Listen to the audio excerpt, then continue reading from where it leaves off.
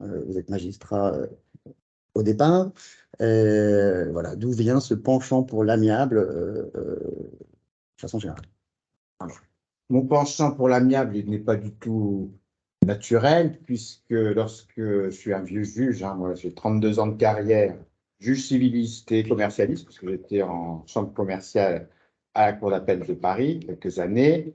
Donc, quand j'étais à l'École nationale de la magistrature, on nous indiquait pas du tout qu'il était dans notre rôle de concilier, parce que ça, c'est un principe directeur du procès qui existe quand même depuis 1975, donc ça date pas d'hier, mais ce n'était pas du tout mis en application, ou très peu.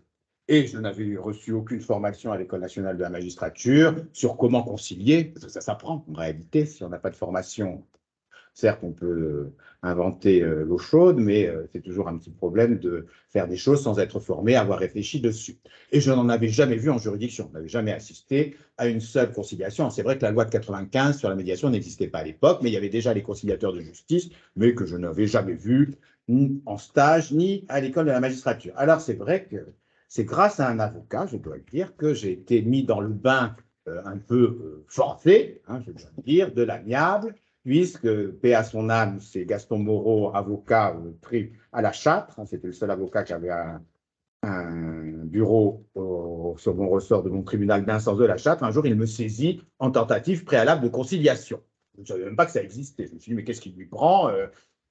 Il est tombé sur la tête, qu'est-ce qui se passe? Pourquoi il me saisit d'une tentative préalable de conciliation? Je n'ai jamais fait ça, je ne sais pas ce que c'est. On est là pour juger en droit, sur des positions juridiques. Le juge, c'est fait pour ça. Mais étant saisi, j'étais bien obligé de recevoir justiciable. Alors, je la raconte souvent, cette histoire, je ne vais pas la raconter ici, sauf que ça intéresse, je l'ai souvent raconté. C'était une histoire de chefs, des propriétaires, des agriculteurs voisins. L'un reprochait au troupeau de chef de l'autre d'avoir escaladé sa clôture et de lui avoir brouté son herbe, et l'autre disait pas du tout, c'est le soleil qui a tout brûlé. Alors, devant cette affaire de la plus haute importance, j'ai décidé de faire un transport sur les lieux, et pour véritablement voir ce qui se passait, et c'est là où j'ai commencé à faire un petit peu de la conciliation et de la médiation sans savoir ce que c'était, c'est-à-dire que je me suis centré sur les besoins et les intérêts. J'ai vite compris que ces deux agriculteurs voisins, qui étaient d'ailleurs plus ou moins cousins, qui travaillaient depuis longtemps ensemble, ils se prêtaient les machines agricoles, etc., là, terminé depuis l'histoire des chefs qui avaient escaladé la clôture. Alors, j'avais emmené avec moi un pépiniériste sur place, qui m'avait indiqué, je lui avais demandé, bon, c'est quoi, l'herbe, elle est broutée, ou c'est le soleil qui l'a brûlée? Bon, le pépiniériste m'a dit, on voit bien que c'est coupé, et après, c'est enclenché le processus des besoins, des intérêts, ça finit par un bel accord, où le voisin qui avait brouté chez l'autre voisin a donné la moitié de son foin pour l'hiver, pour les chefs de l'autre voisin. Voilà comment je suis tombé dans le bain de l'amiable, et ensuite, j'avais le temps à l'époque, au lieu d'avoir 90 affaires par audience, comme j'avais parfois dans le 18e arrondissement ou au référé à Paris, on a parfois plus de 43 affaires. J'avais le temps, alors évidemment, tous ces tribunaux, on avait le temps, ils ont tous été supprimés du temps de Mme Dati. J'avais le temps de faire des transports sur les lieux, donc après, j'ai pris l'habitude pour tout ce qui était bornage, baux ruraux, avec mes assesseurs du tribunal paritaire des baux ruraux, tout ce qui était les tuyas qui ne sont pas au bon mètre, etc. Donc j'allais sur place et je faisais énormément d'accords. Voilà comment je suis tombé. Bon, après, ça a continué, mais bon, on verra plus tard. Mais voilà, c'est grâce à un avocat, je le dis souvent, que j'ai été mis, contraint et forcé. Alors, je suis content de voir hier dans Actu Juridique, il y a une avocate qui indique que c'est moi qui l'ai mis dans le bain forcé de la médiation. Maintenant, elle est devenue médiatrice, elle enseigne partout. Donc voilà, il faut bien qu'on soit mis un jour dans le bain, puisque ce n'était pas naturel, je veux dire par là, dans les professions juridiques, de s'orienter vers l'amiable, à mon époque, quand j'étais jeune. Comme quoi c'est contagieux alors, parce que ça de génération et de métier en métier. Et alors vous, monsieur Rimbaud? Alors, c'est pareil, c'est pas naturel non plus. Pour nous, c'est pas un avocat, même si c'est en partie les avocats. C'est au départ, en fait, c'est surtout des magistrats qui nous ont un petit peu alertés il y a une dizaine d'années sur la conflictualité un petit peu hors norme qu'on avait Air France. Enfin, il y a deux choses, une conflictualité qu'on ne nie pas, mais il y a aussi une perception des magistrats qui est un peu exagérée, dans la mesure où les gens ne le savent pas, mais toute l'activité d'Air France est très majoritairement réunie en région parisienne. Tous les navigants qui ensuite volent aux quatre coins du monde sont en réalité basés en région parisienne. Air France est le premier employeur privé d'Île-de-France et donc c'est vrai qu'on est sûrement, enfin, on était à l'époque le premier client des chambres sociales de la Cour d'appel de Paris, un très gros client du Conseil de prud'homme de Bobigny, qui est celui qui est compétent pour le siège d'Air France. Et voilà, donc il y avait d'abord cette une conflictualité qui était liée à l'histoire de l'entreprise et à son organisation, une surreprésentation devant les juridictions, que ce soit cour d'appel, conseil de prud'homme, cour de cassation, avec des magistrats qui, un peu là de voir toujours des dossiers Air France, finissaient par nous dire vous auriez peut-être quand même essayé de régler un peu vos problèmes entre vous, essayez de voir si vous ne pouvez pas faire des choses pour qu'on vous voit moins souvent devant nous. Ça, et puis d'autre part, le constat qui est lié alors peut-être à la performance des équipes juridiques d'Air France, que en fait on avait une très grosse conflictualité, mais aussi une très bonne performance judiciaire. On gagnait statistiquement à peu près 80% des contentieux sociaux, ce qui n'est pas tout à fait la moyenne habituelle pour les employeurs devant les juridictions du travail. Et le constat que, en réalité, cette conflictualité, ces centaines de contentieux, profitaient évidemment pas à Air France, finalement assez peu aux salariés, mais profitaient principalement aux avocats qui géraient ces contentieux. Voilà. Donc on s'est dit, est-ce qu'on ne pourrait pas réfléchir à une autre façon d'essayer de régler ces litiges, changer un petit peu de logiciel. Ça s'est fait à une époque où Air France avait un plan stratégique qui avait vocation à améliorer la qualité de service et notamment développer une relation attentionnée avec ses passagers. Et on s'est dit qu'à l'époque, que côté RH, ce n'était pas très possible de demander aux salariés, à nos collaborateurs d'avoir une relation attentionnée avec les passagers si on n'était pas capable aussi, nous, peut-être, d'avoir une relation attentionnée avec nos collaborateurs quand ils rencontraient des difficultés. Donc, on a regardé un petit peu ce qu'il était possible de faire. On a profité à l'époque des évolutions législatives, notamment de la loi Macron de 2015 qui a libéraliser ou en tout cas autoriser la médiation conventionnelle.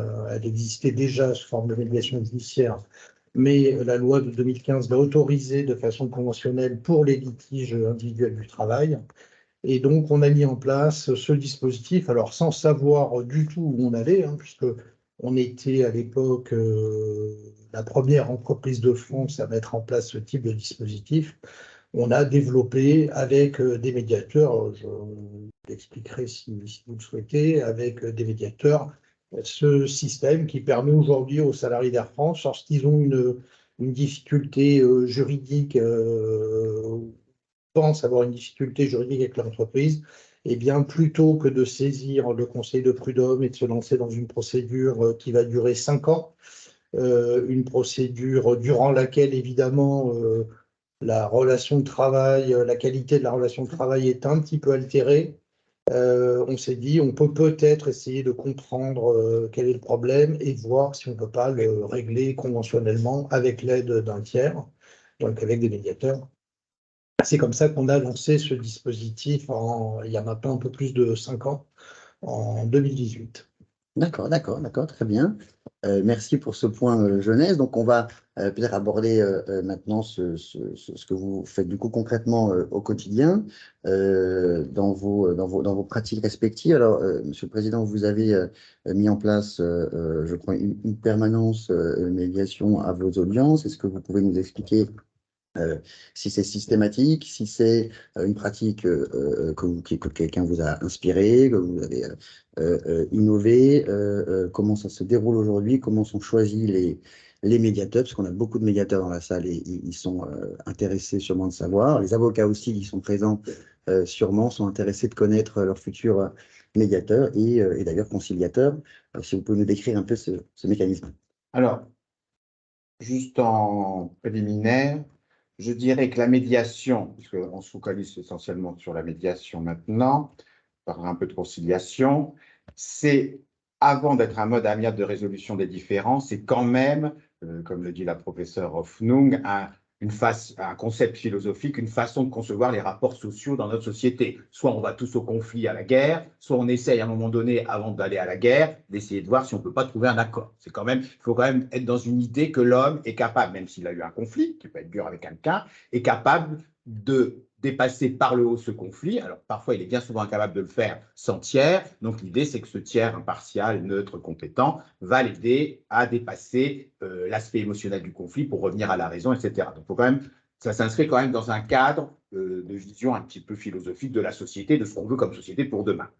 Ensuite, donc, au niveau, je vais rentrer dans le domaine judiciaire. Donc, la médiation, ça concerne évidemment tout un tas de secteurs, c'est une notion polysémique. Pour le domaine judiciaire, qui est le mien, mais je pense qu'il faut quand même s'intéresser à savoir, ça m'intéresse beaucoup. Je connaissais déjà un petit peu l'expérience d'Air France, et c'est vrai que cette expérience m'intéresse beaucoup, puisqu'il y a quand même des notions communes, des concepts communs à toutes ces expériences de médiation. Alors, sur le judiciaire, ça a commencé par une construction prétorienne. La Cour d'appel de Paris a toujours été précurseur, puisque dès avant la loi de 95, certains collègues, d'ailleurs, la première affaire emblématique, c'est une affaire de conflit collectif du travail, c'était l'affaire Citroën, où, lors des événements de 68, où le président Belay, saisi d'une demande d'expulsion des salariés qui faisaient piquet de grève, au lieu de trancher, parce qu'il avait vite compris qu'en résolvant uniquement la question juridique, est-ce que la grève est illicite ou pas, on n'abordait pas tous les problèmes de fond, conditions de travail, salaire, etc. Et est-ce que sa décision aurait été exécutée en cette période de conflit social important? Pareil. Donc, il a désigné, je crois que c'était un expert, non pas avec une mission d'expertise, mais une mission d'entendre les parties, de leur permettre de confronter leur point de vue et de les aider à trouver une solution. Donc, c'est comme ça qu'est née la médiation judiciaire. Alors, de manière très marginale, ce sont des juges novateurs. Il y a eu beaucoup d'avocats aussi novateurs, je pense à la bâtonnière Dominique de la Garandrie, qui se sont dit, dans certains contentieux, pourquoi pas essayer de les régler de manière amiable. Ensuite, il y a eu la loi de 95 qui est arrivée. Comme toujours en France, on est toujours les premiers à faire des lois, mais après, elles ne sont pas appliquées. Donc, ça fait partie de ces lois où il y avait tout pour que la médiation se développe dans les juridictions. Ça n'a pas du tout marché, ou très peu, parce qu'en réalité, ça allait complètement à l'encontre de notre culture guerrière judiciaire. On parle toujours de quoi? De ténor du bois. Alors maintenant, on parle de ténoras, très bien, mais pourquoi un peu parler des médiators et des médiatoras pour un peu valoriser également les avocats qui sont dans l'amiable? On est dans une société qui valorise, il suffit d'aller voir les plateaux des chaînes d'information continue. C'est plutôt l'avocat qui est dans la guerre et la rupture qui est mis à l'antenne plutôt que celui qui va concilier et médier. Alors évidemment, le problème, c'est que souvent la médiation et la conciliation sont confidentielles et il n'y a pas de publicité. Moi, j'ai fait des très grosses médiations dans des énormes affaires. Évidemment, personne ne le sait parce que le grand intérêt souvent de la médiation, c'est la confidentialité. Du coup, il n'y a pas de publicité sur la réussite des médiations et conciliations. Donc, pour revenir donc, à cet état de fait, donc, ce n'était pas du tout valorisé. Alors, il y a un gros problème, c'est qu'au niveau statistique, maintenant, les deux mamelles de la justice, même si ça ne marche pas très bien, informatique, statistique, ce n'est pas du tout valorisé dans les statistiques. Depuis la LOLF, les juridictions comme tous les services publics ont une obligation de résultat au regard des moyens qui leur sont accordés. Tant qu'il n'y aura pas de statistiques, d'objectifs fixés aux juridictions en matière d'amiable, eh bien, ça ne se développera pas de manière importante. Aux dernières statistiques, on n'en a pas beaucoup, mais le garde des Sceaux l'a dit il n'y a pas longtemps, c'est 1% des affaires judiciaires qui feraient l'objet d'une médiation. C'est quand même, par rapport à d'autres pays, c'est rien du tout. On a quand même toute une, comment dire, des choses à faire. Alors, c'est vrai qu'il manque des choses. Alors, c'est vrai qu'actuellement, les choses ont beaucoup évolué. J'y reviendrai tout à l'heure sur la politique nationale de l'amiable, qui, pour la première fois, est portée par un garde des Sceaux de manière très active. Ça, c'est la grande nouveauté quand même. Mais il manque beaucoup de choses dans les textes, j'en reparlerai tout à l'heure, pour mettre, comment dire, de manière effective, une politique de médiation dans les juridictions. Alors ça, c'est ce que disait le premier président Jean-Claude Magendie, avec qui j'ai fait un rapport il y a des années maintenant à la Cour d'appel, c'était en 2008. C'est pas parce qu'au niveau national, on n'a pas les textes suffisants, qu'il n'y a pas tous les éléments, alors ça a quand même beaucoup bougé, on a obtenu des choses quand même depuis, qu'il ne faut rien faire. Alors comment faire? Alors on avait fait un rapport avec, à l'époque, tous les médiateurs qu'on connaissait, les associations de médiateurs, les professeurs de droit, les avocats, notaires, huissiers, pour dire pour quelles raisons en France la médiation ne se développe pas, alors que tout le monde dit quand même, j'entends plus beaucoup de personnes que dire que se mettre d'accord et se mettre autour d'une table, c'est pas bien. Bon, même si par derrière on le pense, mais l'afficher publiquement, ça devient plus compliqué. Pourquoi ça ne se développe pas? Donc, on a établi un petit diagnostic sur les freins et comment faire pour le développer. Alors, grosso modo, l'idée, c'était de structurer sans rigidifier. C'est-à-dire qu'il faut effectivement qu'il y ait quand même une structuration dans une juridiction des offres amiables, mais gardons, il ne faut jamais oublier, ça je suis d'accord avec professeur de droit ou de spécialiste, il faut laisser de la souplesse et de la liberté au processus de médiation. Si on le juridicise trop, il perdra tout son intérêt. C'est là où l'exercice est très délicat, c'est qu'il faut quand même une structuration, c'est-à-dire une garantie de la compétence des médiateurs, de la déontologie, comment choisir les affaires, comment choisir les médiateurs. Donc tout ça, ça nécessite quand même une réflexion. Alors on a essayé de faire ça au niveau local, au niveau de la Cour d'appel de Paris. Je l'ai fait également avec le président Noël, qui est maintenant président du tribunal de Paris, au tribunal de Créteil et avec d'autres premiers présidents de cour d'appel, comme la première présidente Chantal Arens, où actuellement il y a également le premier président de la cour d'appel de Paris, M. Boulard, qui va lancer un cycle de conférences sur l'amiable pour effectivement qu'on essaye d'organiser de manière cohérente, structurée, l'expérience. Alors, quelles sont les expériences actuelles menées? Je ne vais pas parler du passé, mais je voulais quand même dire un petit peu la problématique. À Paris, que se passe-t-il? Au pôle de l'urgence civile qui est le mien. Alors, le pôle de l'urgence civile à Paris, c'est à peu près 9 000 à 10 000 affaires par an. Ce sont des affaires très variées qui peuvent aller de la fuite d'eau. À Paris, je crois qu'il faudrait créer une autorité administrative indépendante des fuites d'eau parce que c'est un contentieux invraisemblable avec des conséquences, les gaines d'extraction. Mais nous avons également le devoir de vigilance. Alors là, c'est des dossiers, les plateformes numériques. On a des dossiers avec des conséquences parfois même mondiales, puisque donc c'est très, très varié. Alors, comment monter cette expérience? Alors, c'est vrai qu'il faut singulariser. Je ne vais pas traiter de la même façon un gros dossier de plateforme numérique où il y a des questions qui n'ont jamais été posées et auxquelles on n'a jamais répondu avec un problème de voisinage. C'est-à-dire qu'il faut faire quand même du singulier, comment l'organiser. Donc, l'idée quand même est la suivante. Quand l'affaire est très urgente, en référé, on peut le faire déjà tout de suite. Par exemple, j'ai un conflit collectif du travail, piquet de grève, l'entreprise ne fonctionne plus, coût énorme, etc. Je le fais, ça dès l'autorisation d'erreur, c'est-à-dire j'utilise le temps mort de procédure. Je vois l'usine est envahie, bloquée, etc. Je mets tout de suite, avant même l'audience qui est quand même fixée rapidement, puisqu'il y a un problème d'urgence, mais je délivre une injonction de rencontrer un médiateur. Ah bon, ça c'est la première, le tout début. Ça peut se faire également en fuite d'eau. J'ai une fuite d'eau. Bon, alors des fois c'est le voisin qui ne veut pas ouvrir sa porte, donc je mets soit alors un médiateur ou un conciliateur. Là, ça dépend évidemment de la nature de l'enjeu.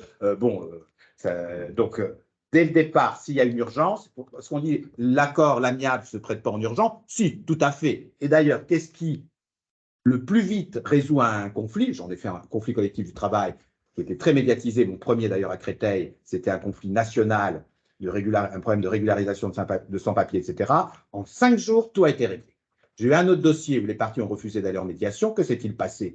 Le temps de rendre la décision, etc., le temps que le préfet décide d'exécuter la décision, ben, l'entreprise, entre-temps, elle a bien eu le temps de couler. Et les piquets de grève qui avaient été, il y avait des constats d'huissier qui avaient indiqué qu'ils étaient, ils ont été licenciés par la société, confirmés ensuite par cour d'appel, etc. Donc, ce que je veux dire par là, c'est que ça vaut toujours la peine de tenter un accord avant d'avoir une décision du juge. C'est très compliqué de dire pourquoi ça marche pas. Hein. Il y a des dossiers où ça va marcher, d'autres non, mais en tout cas, je trouve que c'est une chance supplémentaire offerte aux justiciables de régler dans leur intérêt le litige. Si ça ne marche pas, eh bien, le juge tranchera. Donc, je trouve toujours, moi, si j'étais justiciable dans certains cas, je tenterais le coup d'avoir une résolution rapide à l'amiable, si c'est conforme à mes intérêts et bien entendu à mes besoins, plutôt que d'exiger qu'un juge statue avec les risques de lenteur de procédure. On connaît très bien la lenteur de la justice française, surtout après le problème d'exécution des décisions, et puis éventuellement, si c'est mon voisin ou si c'est mon partenaire commercial, les problèmes, la relation qui se termine. Donc, ça, c'est pour les urgences. Ensuite, nous avons ce qu'on appelle les audiences, à Paris c'est un peu particulier, dites de droit commun. Alors là, c'est les dossiers qui concernent les baux commerciaux, tout le commun des référés. Donc ça peut être très vaste, hein, puisque je peux parler même des plateformes numériques. On a tout ce qu'on appelle procédures accélérées au fond, qui se développent beaucoup. C'est-à-dire que c'est des procédures dites rapides, mais qui sont quand même du fond. Mais s'il n'y a pas de service spécialisé à Paris qui a ça, c'est mon service. Donc on a des énormes affaires aussi très emblématiques sur le sujet. Alors dans ces cas-là, si l'affaire est renvoyée, souvent, quand c'est des affaires compliquées, l'avocat étant obligatoire pratiquement partout maintenant en référé, on a très souvent une demande de renvoi. Donc là, j'utilise le temps mort de procédure. D'abord, nous déterminons, on a travaillé avec le barreau local, évidemment, avec le barreau de Paris, pour déterminer un peu quels sont les critères qui permettent de dire que telle affaire ou pas est éligible à la médiation ou à la conciliation. Ensuite, donc, à l'audience, nous organisons effectivement Maintenant, systématiquement, pour les audiences dites de droit commun, il y a des médiateurs à l'audience et maintenant, dans plusieurs, nous avons également des conciliateurs de justice. Donc, pendant le temps de renvoi, alors on demande toujours en général aux parties, est-ce que vous avez fait de l'amiable avant de saisir le juge? Par exemple, j'ai ça de plus en plus, puisque quand même les avocats s'y mettent de plus en plus. Quand on me dit, on a demandé à l'autre partie d'aller devant le conciliateur de justice ou un médiateur, il n'a pas voulu, ben là, sauf si à l'audience il souhaite, parce que des fois c'est l'effet du juge. Le fait que le juge délivre une injonction de rencontrer un médiateur, c'est ça qui est le déclic. C'est l'effet du juge. C'est comme ça. Alors, beaucoup se demandent pourquoi. Moi, j'en sais rien. C'est les gens, le fait que le juge délivre une injonction, c'est pas la même chose que si l'avocat dit à son client, écoutez, peut-être qu'aller en médiation serait votre intérêt. Parfois, l'avocat va dire la même chose que le juge, mais c'est le fait que ce soit le juge. Ça, c'est l'effet du juge. Donc, il ne faut pas s'en priver. Mais évidemment, si déjà l'avocat me dit on a fait des tentatives amiables avant l'audience, bon, ben là, je regarderai plus finement. D'abord, s'il est d'accord, des fois, il souhaite. Hein, l'avocat en question dit si c'est vous qui le faites, ça marchera. Si c'est moi, là, ça n'a pas marché. Donc, première chose. Donc, on utilise le temps du renvoi. Donc, il n'y a aucun temps perdu pour les personnes puisque ce temps est mort. Alors, il n'est pas complètement mort puisque les avocats concluent entre-temps, mais enfin, ça vaut le coup de tenter l'amiable. Donc, les critères, alors c'est très vaste en réalité. Tous les dossiers où les parties vont continuer à vivre entre elles, copropriété, succession, baux commerciaux. En réalité, c'est presque 80% du contentieux. Litiges commerciaux, on est entre gens, on a des affaires ensemble, etc. Donc ça, en réalité, moi qui suis un vieux juge, j'ai fait tous les contentieux, les successions au droit fiscal ou commercial, etc. En réalité, le nombre de contentieux où les parties ont intérêt à continuer à avoir des relations saines entre elles, alors il faut avoir envie. Effectivement, si on n'a pas envie. Tout récemment, j'ai eu une énorme affaire dont la presse a parlé, je ne vais pas la dire, enfin, 4 pages dans un journal et la une d'un autre journal. Là, dans cette affaire, par exemple, c'est la presse qui le dit, c'est pas moi, ça n'a pas permis de rétablir le dialogue, que les parties continuent à avoir des relations entre elles. Mais la médiation sert aussi à faire en sorte que la séparation se passe le mieux possible entre les parties. Elles n'ont plus envie de se parler, de se voir, c'est leur droit, mais peut-être qu'elles ont intérêt à régler toutes les affaires, je pense en succession, conflit entre associés de SCI, au lieu d'avoir des procédures qui durent des années, quitte à ce qu'une société se trouve en liquidation judiciaire en raison de ce conflit. Donc en réalité, souvent on dit que c'est pour maintenir les relations. Non, c'est aussi pour régler au mieux une situation dans laquelle on a décidé de mettre fin à ces relations. Donc en réalité, le spectre est extrêmement large. C'est plutôt, et puis la rapidité. La première médiation d'ailleurs judiciaire emblématique, c'était la construction d'un grand stade, qui porte d'ailleurs le nom de notre pays, je crois. Dès le début, conflit entre les parties qui font les fondations. Chaque jour d'arrêt du chantier, ça coûtait une fortune. Et il y a une médiatrice qui a été nommée, une magistrate d'ailleurs à l'époque à la retraite. Donc là, la nécessité, c'était d'avoir une réponse immédiate et rapide. Alors maintenant, de plus en plus se développe effectivement, comment on appelle ça, dans les contrats de construction et de chantier. Ça, non, j'ai un trou. On prévoit des clauses de médiation, même en cours du pour prévenir les dispute boards. Non, c'est ça, oui, je crois. Donc, tout ça fait que c'est plutôt quelles affaires qui ne s'y prêtent pas. Alors, effectivement, quand on dit, bon, quand une entreprise, par exemple, il y a un gros, entre guillemets, je caricature, et un petit. Oui, mais en fait, bon, vous avez un problème avec votre fournisseur d'électricité, vous êtes le petit par rapport à lui, parce que vous n'avez quand même pas intérêt à négocier s'il y a un problème, etc.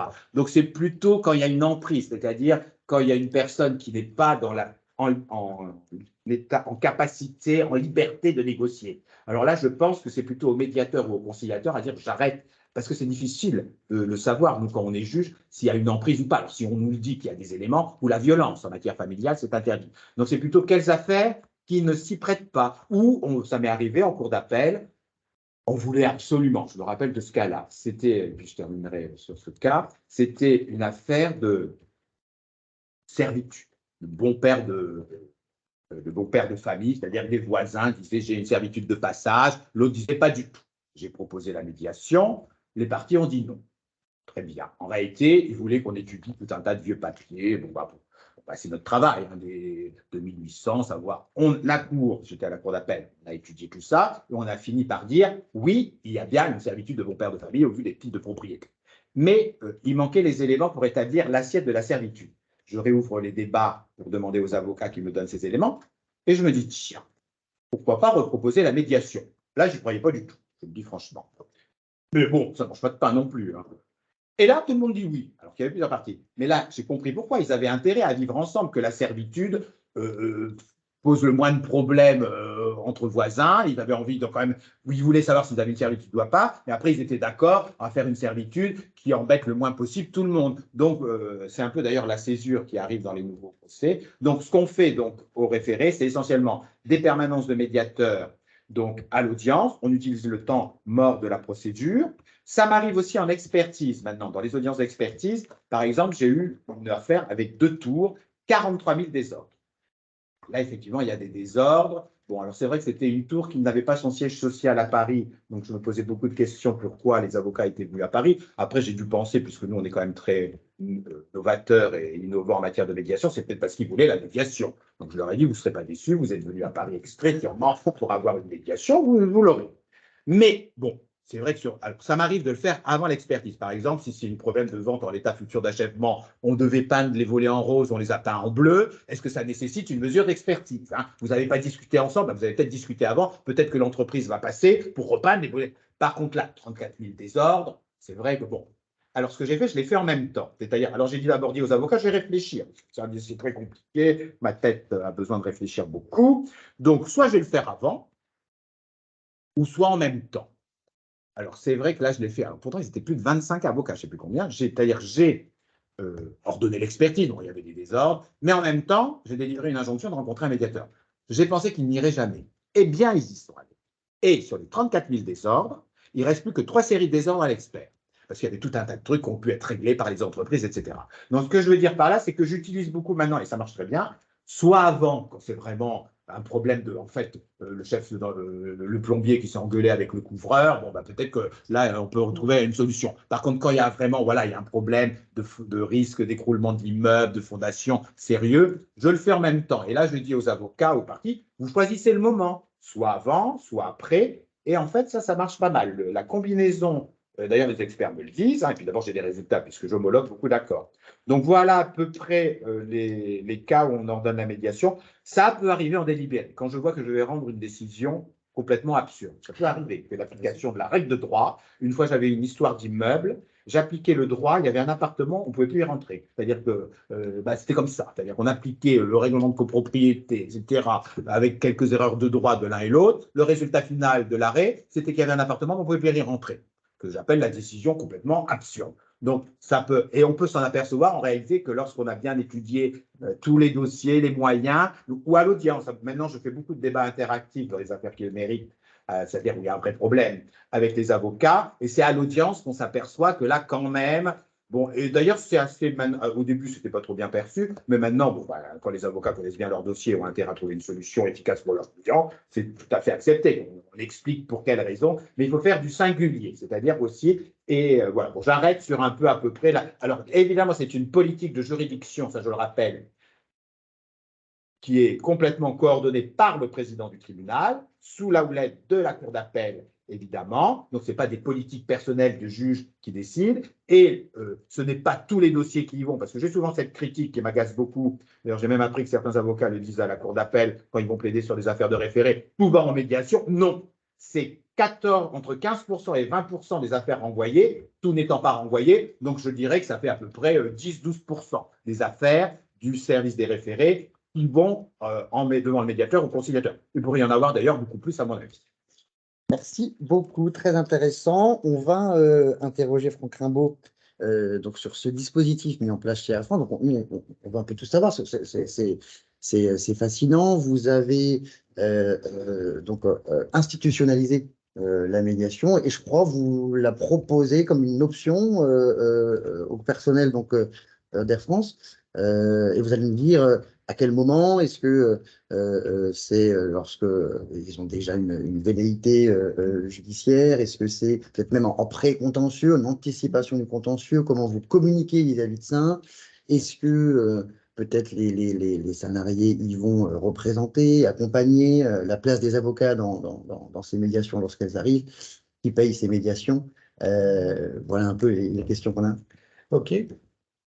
Alors, d'abord, ce dispositif, c'est une proposition unilatérale d'Air France. C'est-à-dire, lorsqu'on l'a mis en place, on s'est demandé est-ce que ça pourrait être l'objet d'un accord collectif et on s'est dit que nous, on ne demandait rien en contrepartie aux organisations syndicales et que c'était peut-être certainement plus simple de le proposer unilatéralement, puisque c'était un dispositif qui avait pour objet d'intervenir uniquement sur la relation individuelle du salarié avec l'entreprise.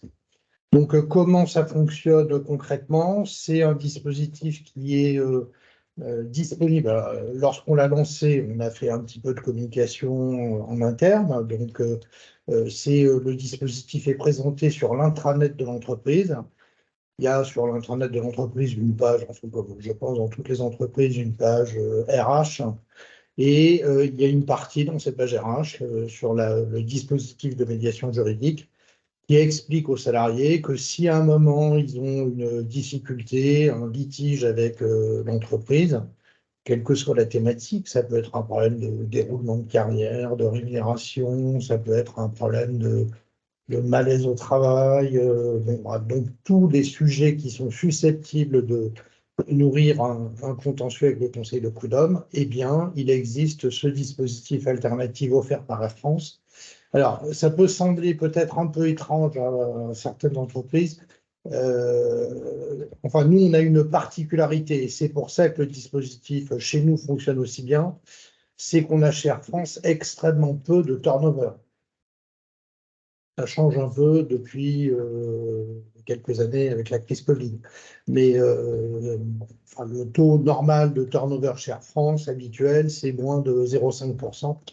Voilà. Donc ça veut dire que généralement, les gens démarrent leur carrière chez Air France. Pour certains, c'est pour des questions de métier. Hein. Quand on est pilote de ligne, hôtesse de l'air, pas vraiment de raison d'aller travailler ailleurs lorsqu'on travaille chez Air France. Pour les personnels au sol qui ont des activités qui sont très très liées à l'aérien, c'est un petit peu le même dispositif.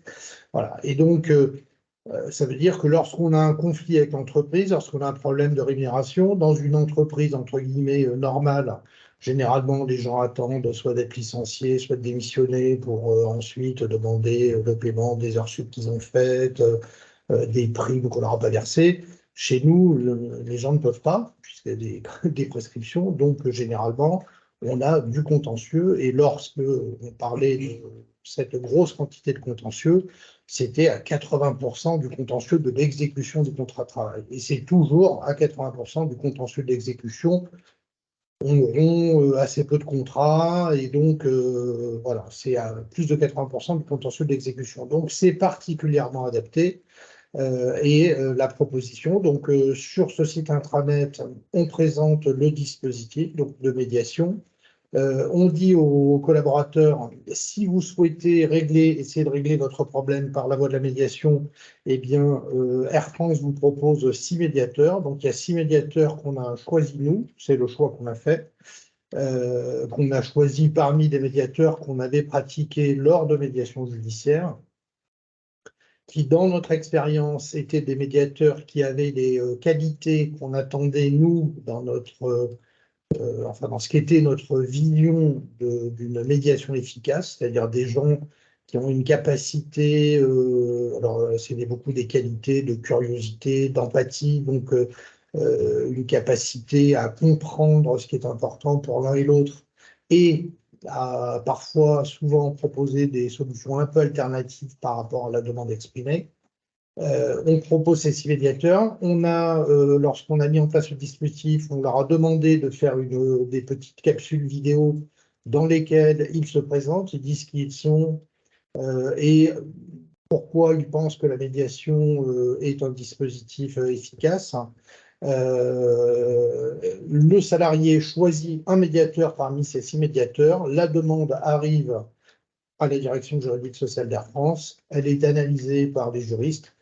Dans les grands principes, on n'est jamais obligé d'accepter une médiation nous Air France. Si c'est nous qui la proposons à un collaborateur, ce qui peut arriver quand un salarié nous a assigné devant le Conseil de prud'homme, il a évidemment la possibilité de le refuser. Ensuite, sur la question de la capacité à se faire assister, on a adopté une solution qui était d'appliquer exactement les mêmes règles que devant le Conseil de prud'homme. Donc le salarié peut, selon sa volonté, être assisté soit d'un avocat, soit d'un représentant du personnel, soit d'un salarié d'entreprise, soit de son conjoint, pas exactement comme devant le conseil de l'UDOB. On essaye là aussi pour enfin on demande là aussi pour des questions d'efficacité de la médiation de se limiter à une personne. Donc, c'est-à-dire il y a le demandeur, une personne l'assiste, et côté Air France, c'est la même chose. Il y a une personne qui est toujours un juriste de la direction juridique sociale, qui sont des juristes qui sont habilités à représenter Air France, qui ont la possibilité, par une délégation de pouvoir, d'engager l'entreprise financièrement, de prendre, enfin, ils peuvent même réintégrer un salarié, faire une promotion. Ils représentent Air France. Et on fait généralement, on associe à ce juriste soit un responsable de ressources humaines, le responsable ressources humaines du salarié, ou un manager en fonction des cas. Voilà. Donc c'est comme ça que ça fonctionne. Généralement, une fois qu'on s'est mis d'accord, le médiateur prend la main, c'est-à-dire c'est lui qui, à partir de là, décide de l'organisation des réunions. On les fait non pas chez Air France, mais on a loué des locaux qui sont à l'extérieur d'Air France. Ça faisait partie des questions lorsqu'on a mis en place ce dispositif. Les médiateurs, lorsqu'on leur a posé la question, ils ont dit c'est mieux si c'est pas dans vos locaux pour des questions d'indépendance, d'impartialité, enfin que les salariés n'aient pas l'impression d'être chez l'employeur. Voilà, donc c'est dans des bureaux qui sont pas très loin du siège d'Air France, qui sont dans un bâtiment séparé. Et c'est là que les médiations se déroulent. Donc généralement, en une ou deux réunions, on voit assez rapidement si on va arriver à un accord. Et la plupart du temps, ça marche très bien. Et donc, c'est sur la durée, pour un peu approfondir, la durée de cette mesure de médiation, elle n'est pas limitée dans le temps. C'est-à-dire que ça peut durer autant de temps qu'il faut ou... Alors, non, on n'a pas fixé de règles, hein, mais dans la pratique, et là aujourd'hui, enfin, je sais pas, on fait à peu près 50 médiations par an quand même. Depuis 5 ans, donc on a dû en conduire ouais, maintenant plusieurs centaines. Euh, Très franchement, on se rend compte au bout d'une réunion si on va y arriver ou pas. Enfin, si on ne sent pas des deux côtés une volonté d'y arriver, c'est généralement pas la peine même de faire une deuxième médiation. Je ne crois pas qu'en faisant 5, 6 médiations, on n'a heureusement pas, nous, des litiges aussi compliqués que les 37 000 désordres de la Tour. Donc, ça va très vite. En fait, on voit vite si le salarié d'abord a une capacité à accepter peut-être de faire des concessions. On voit aussi ce que nous, Air France, on est capable d'accepter. Voilà. Donc, je n'ai pas d'exemple de médiation qui ait duré plus qui s'étire en... de 2 mois. Enfin, généralement, en 2 mois, 2 réunions, trois maxi, on sait si on va y arriver ou si on n'y arrivera pas. Quand on sait qu'on n'y arrivera pas, c'est pas la peine de faire durer le dispositif. Est-ce que la confidentialité là, de ces échanges, c'est un argument important pour aller en médiation? C'est un des leviers C'est une des pour le groupe? conditions. Non, Alors, c'est une condition, ça, ouais. c'est sûr, mais est-ce que c'est... Oui, enfin, je pense que la confidentialité, évidemment, sachant que dans ce type de litige, souvent, l'alternative, si on n'y arrive pas, ça va être un procès dans le conseil de prud'homme. Donc, il est évident qu'on ne souhaite pas que le salarié, si on termine dans le conseil de prud'homme, aille dire oui, ben, ils m'ont quand même proposé ça, ils étaient prêts à me donner quelque chose, c'est bien la preuve qu'ils savent qu'il y a un problème, enfin ça. Donc il y a des règles, ce n'est pas nous qui les avons mises en place, c'est les règles du Code de procédure civile qui font que la médiation est confidentielle, la médiation suspend les prescriptions et si on n'arrive pas à un accord, on n'a pas la possibilité, ni nous Air France, ni le salarié, de faire état de ce qui s'est dit au cours des réunions de médiation. Et une dernière question pour ma part, est-ce que c'est un dispositif que vous imaginez qui va s'amplifier? Vous dites pour parler de 50 médiations par an, est-ce que va y en avoir plus? Est-ce que c'est possible d'en faire plus? Est-ce que ça se stabilise? Alors, on aurait toujours la possibilité d'en faire plus, hein, avec 6 médiateurs. Heureusement pour eux, on ne les utilise pas à temps complet. Maintenant, je pense que là, on est arrivé à un bon rythme, hein, c'est-à-dire réussir à échapper à 50 procédures judiciaires sur une année, ça fait quand même à peu près une par semaine, c'est pas rien. Après, je ne crois pas que le dispositif est on fait pas non plus, on ne pousse pas les gens à se lancer dans des demandes de médiation si le besoin n'existe pas. Donc, le besoin, il est à peu près stable, à peu près constant. Donc, je ne crois pas que ça se développe beaucoup. Si on fait, nous, un petit retour d'expérience là, sur les 5 années, ce qui est assez frappant pour nous, c'est l'efficacité du dispositif, à la fois en termes de résultats, c'est-à-dire qu'au départ, quand on a lancé le dispositif et on n'avait vraiment aucun élément à part quelques médiations judiciaires sur la façon dont ça pouvait fonctionner ou pas. Donc on s'était astreint parce qu'on sortait d'une culture. Air France est quand même en fait, une entreprise d'ingénieurs. Et donc, si 2 et 2 ne peuvent pas faire 3 et demi, ni 4 et demi. Donc, on était capable, si on estimait juridiquement qu'on avait raison, de faire des procédures qui pouvaient durer 10 ans pour des enjeux qui étaient parfois avec une importance très importante, enfin une très grande importance à la vérité, la rectitude de la règle, enfin, etc. Bon. Voilà, donc il a fallu changer un peu ça. Et donc au départ, on s'est dit, il va falloir qu'on s'astreigne à accepter au moins 50% des demandes de médiation qu'on recevra. Qu'on s'astreigne ensuite, une fois qu'on les aura acceptées, à arriver à des accords au moins dans une médiation sur 2. Donc, voilà, si on a 100 demandes de médiation, il faut qu'on en accepte au moins 50 et qu'on arrive à au moins 25 accords. C'était l'ambition qu'on s'était fixée en se disant, ça va certainement être difficile et il faudra qu'on soit prêt pour ça, peut-être, à accepter de régler des dossiers enfin, au-delà de ce qu'on estimait, nous, être le risque raisonnable.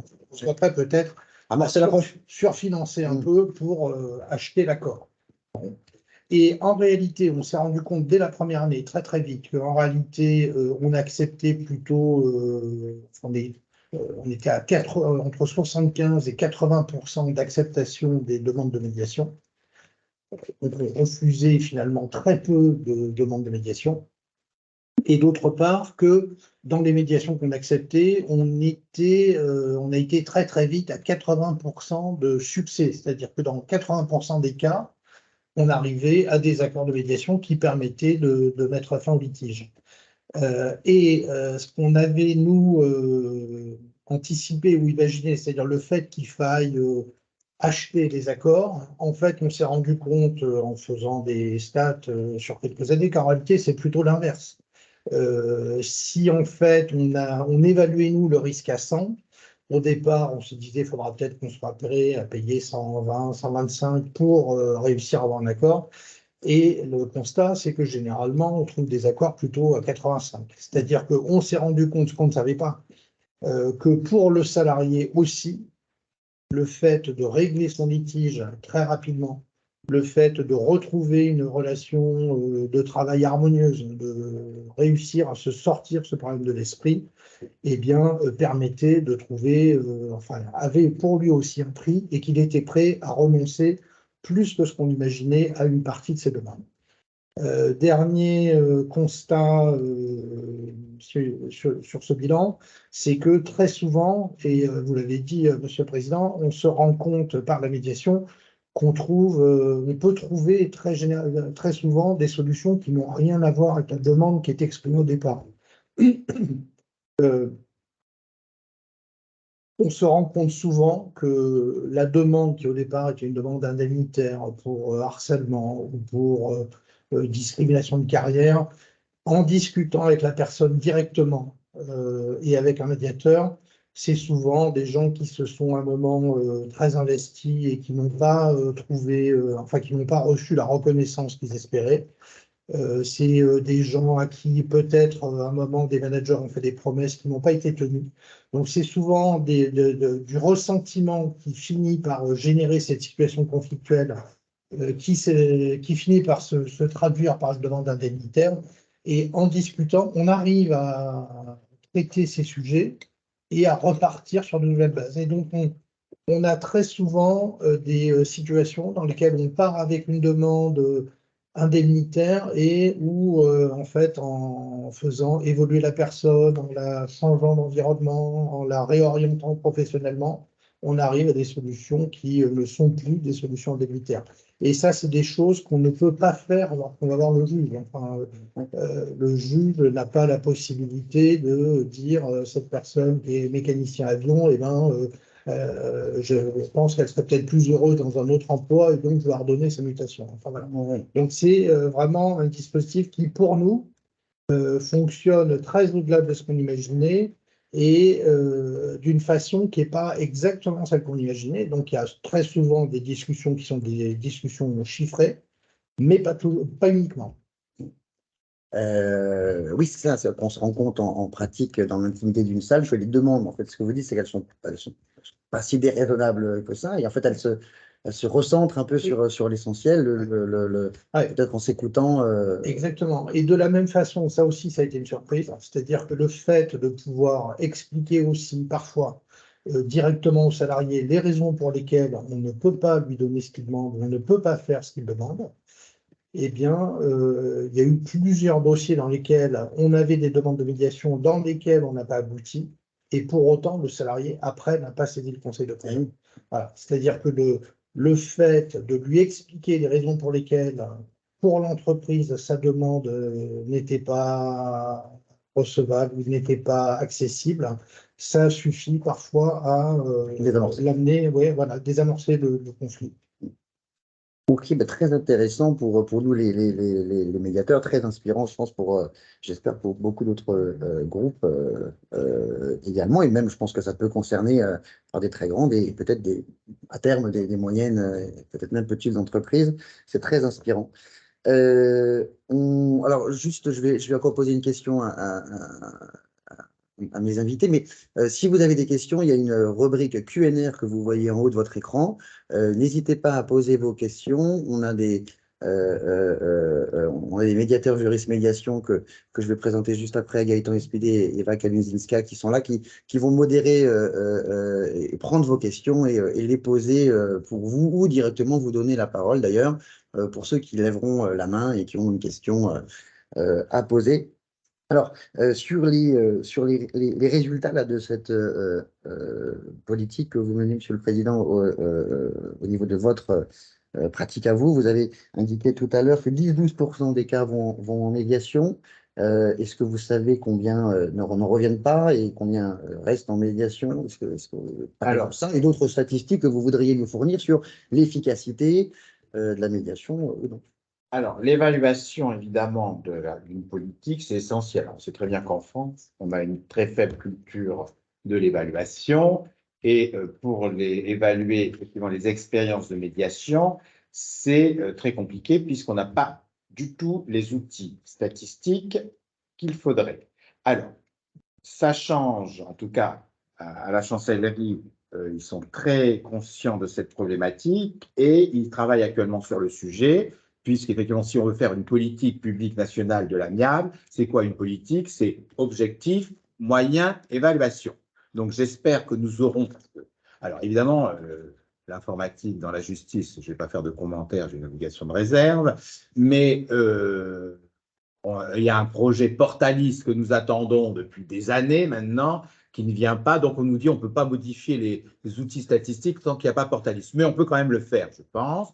Donc, je pense que bientôt, nous devrions avoir des statistiques, un outil statistique national. Alors, au niveau local, quand j'étais à Créteil, j'avais une fiche qu'on m'avait sortie, où on remplissait, mais enfin, après, on finit par plus faire du travail administratif que de faire des médiations et conciliations.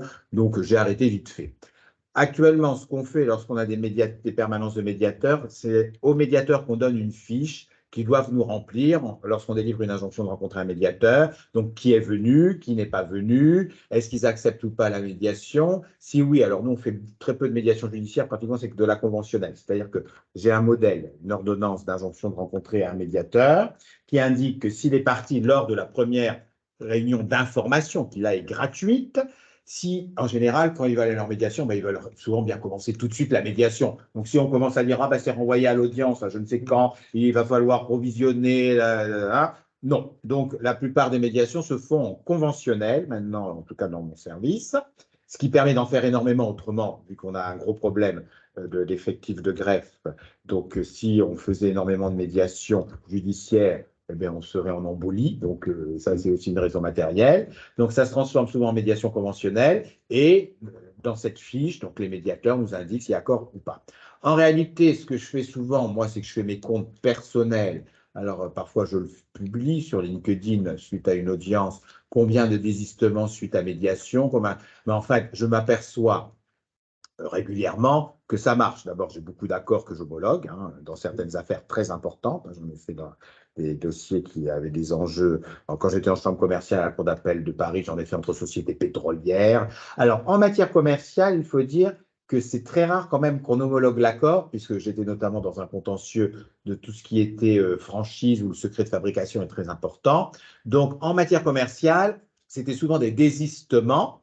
Alors, vu que ce n'est pas du tout comptabilisé pour un juge qui fait un désistement, c'est comme s'il n'avait fait aucun travail. Alors qu'il y a bien souvent un travail d'abord de dialogue avec les parties, avec les avocats, choisir le médiateur pour certaines affaires qui correspondent au profil. Il y a tout un travail quand même à faire qui n'est pas du tout comptabilisé. Et c'est comme si j'avais rien fait du tout. C'est vrai qu'il y a beaucoup de collègues, après tout, je peux les comprendre. Bon, bah, dans notre activité, on est noté, hein, comme à l'école primaire, les magistrats, c'est-à-dire qu'on a des cases. Alors, il faudrait une case sur. Il n'y a aucune case sur l'amiable. En Allemagne, j'ai reçu mes collègues allemands. Je croyais qu'il y avait que les juges français qui étaient notés un peu comme à l'école, mais pas du tout. Les juges allemands aussi sont évalués, mais dans leur évaluation, s'ils font des médiations, eh bien, ils sont mieux notés, carrément.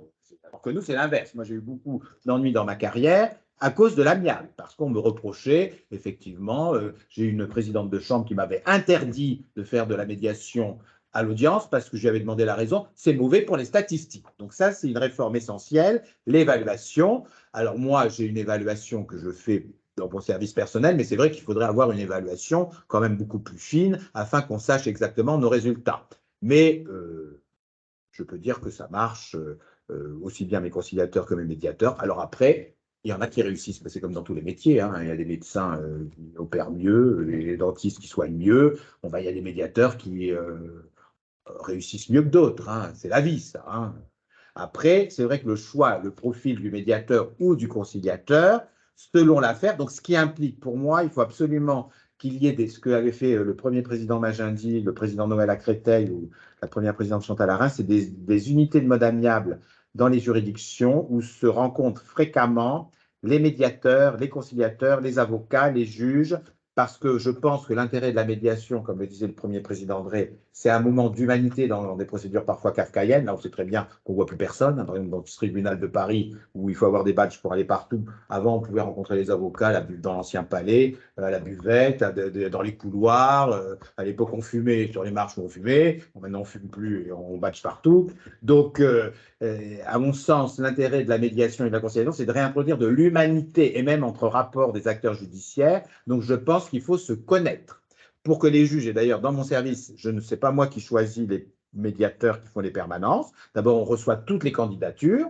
Après, bon, bah, on sélectionne, entre guillemets, au vu du profil du médiateur, de ce qu'il est, de sa profession par rapport. Mais j'ai beaucoup de collègues qui choisissent eux-mêmes leur médiateur. Bon, il y a un roulement, mais surtout, je leur dis, il faut les connaître, c'est-à-dire pour qu'ils comprennent alors pas pour violer le principe de confidentialité, mais pour qu'on sache ce que c'est un juge qui ne sait pas du tout ce que c'est que la médiation, le fait de connaître, de parler à des médiateurs et des conciliateurs, ça permet de connaître les enjeux. Donc il faut absolument créer des unités de mode amiable de résolution pour que ce soit dans un cadre officiel, pas uniquement au café en train de boire un coup, voilà, qu'il y ait des lieux de rencontre pour déterminer des politiques de juridiction avec toutes les associations de médiation, avocats, huissiers, notaires, voir bon, ben, comment on fait, comment on choisit les médiateurs, que le processus soit clair. Alors, c'est le rôle du Conseil national de la médiation. Je suis très content de voir qu'un garde des Sceaux, avocat de profession pénaliste, qu'à titre personnel, j'ai connu en comparution immédiate à Lille, mais dans d'autres circonstances et dans des rapports qui étaient complètement différents. Là, la politique de l'amiable fait partie de ses priorités C'est lui, une chose qu'on réclamait depuis des années, je suis également vice-président du groupement européen des magistrats pour la médiation, on demandait depuis des années la création d'un conseil national de la médiation qui regroupe des professionnels dans le domaine pour évaluer, faire des propositions justement sur tous ces sujets, la déontologie, la formation, l'évaluation. Et il y a une commission d'évaluation qui vient d'ailleurs, j'y vais la semaine prochaine, qui a été créée dans les groupes de travail créés par le Conseil national de la médiation.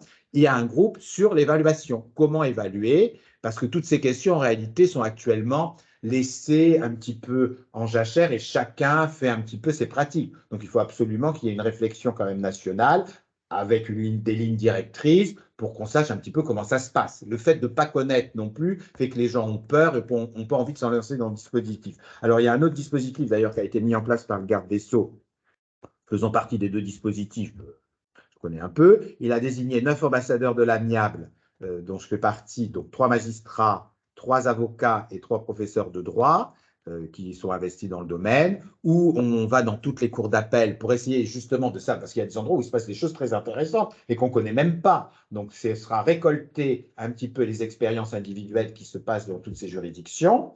Ensuite, nous, bon, vu qu'il y a 2 nouveaux dispositifs qui sont prévus par le décret du 29 juillet, l'ARA, l'audience de règlement amiable et la césure, vont expliquer un peu aux juridictions comment cette ARA et cette césure vont être mis en place, sachant qu'une circulaire, ce qui est de plus en plus rare, mais là, ce qui montre l'importance attachée au décret, c'est qu'il y a une circulaire qui est en préparation à la chancellerie, je pense qu'il va sortir dans un mois à peu près, qui indiquera de manière beaucoup plus précise les modalités d'application de ces 2 mécanismes dans les juridictions. Donc, on voit quand même que les choses bougent actuellement, ce qui est une très bonne chose, mais bon, le chemin, comme disait un Premier ministre, hein, la pente est rude, il faut la gravir, je ne sais plus comment, le chemin est encore à gravir. Mais enfin, il y a quand même, on voit bien les avocats, beaucoup, comme vous, beaucoup d'avocats maintenant créent aussi des associations de médiateurs, se forment, voilà, donc il y a les juges, l'École nationale de la magistrature offre, d'ailleurs, moi j'ai bénéficié,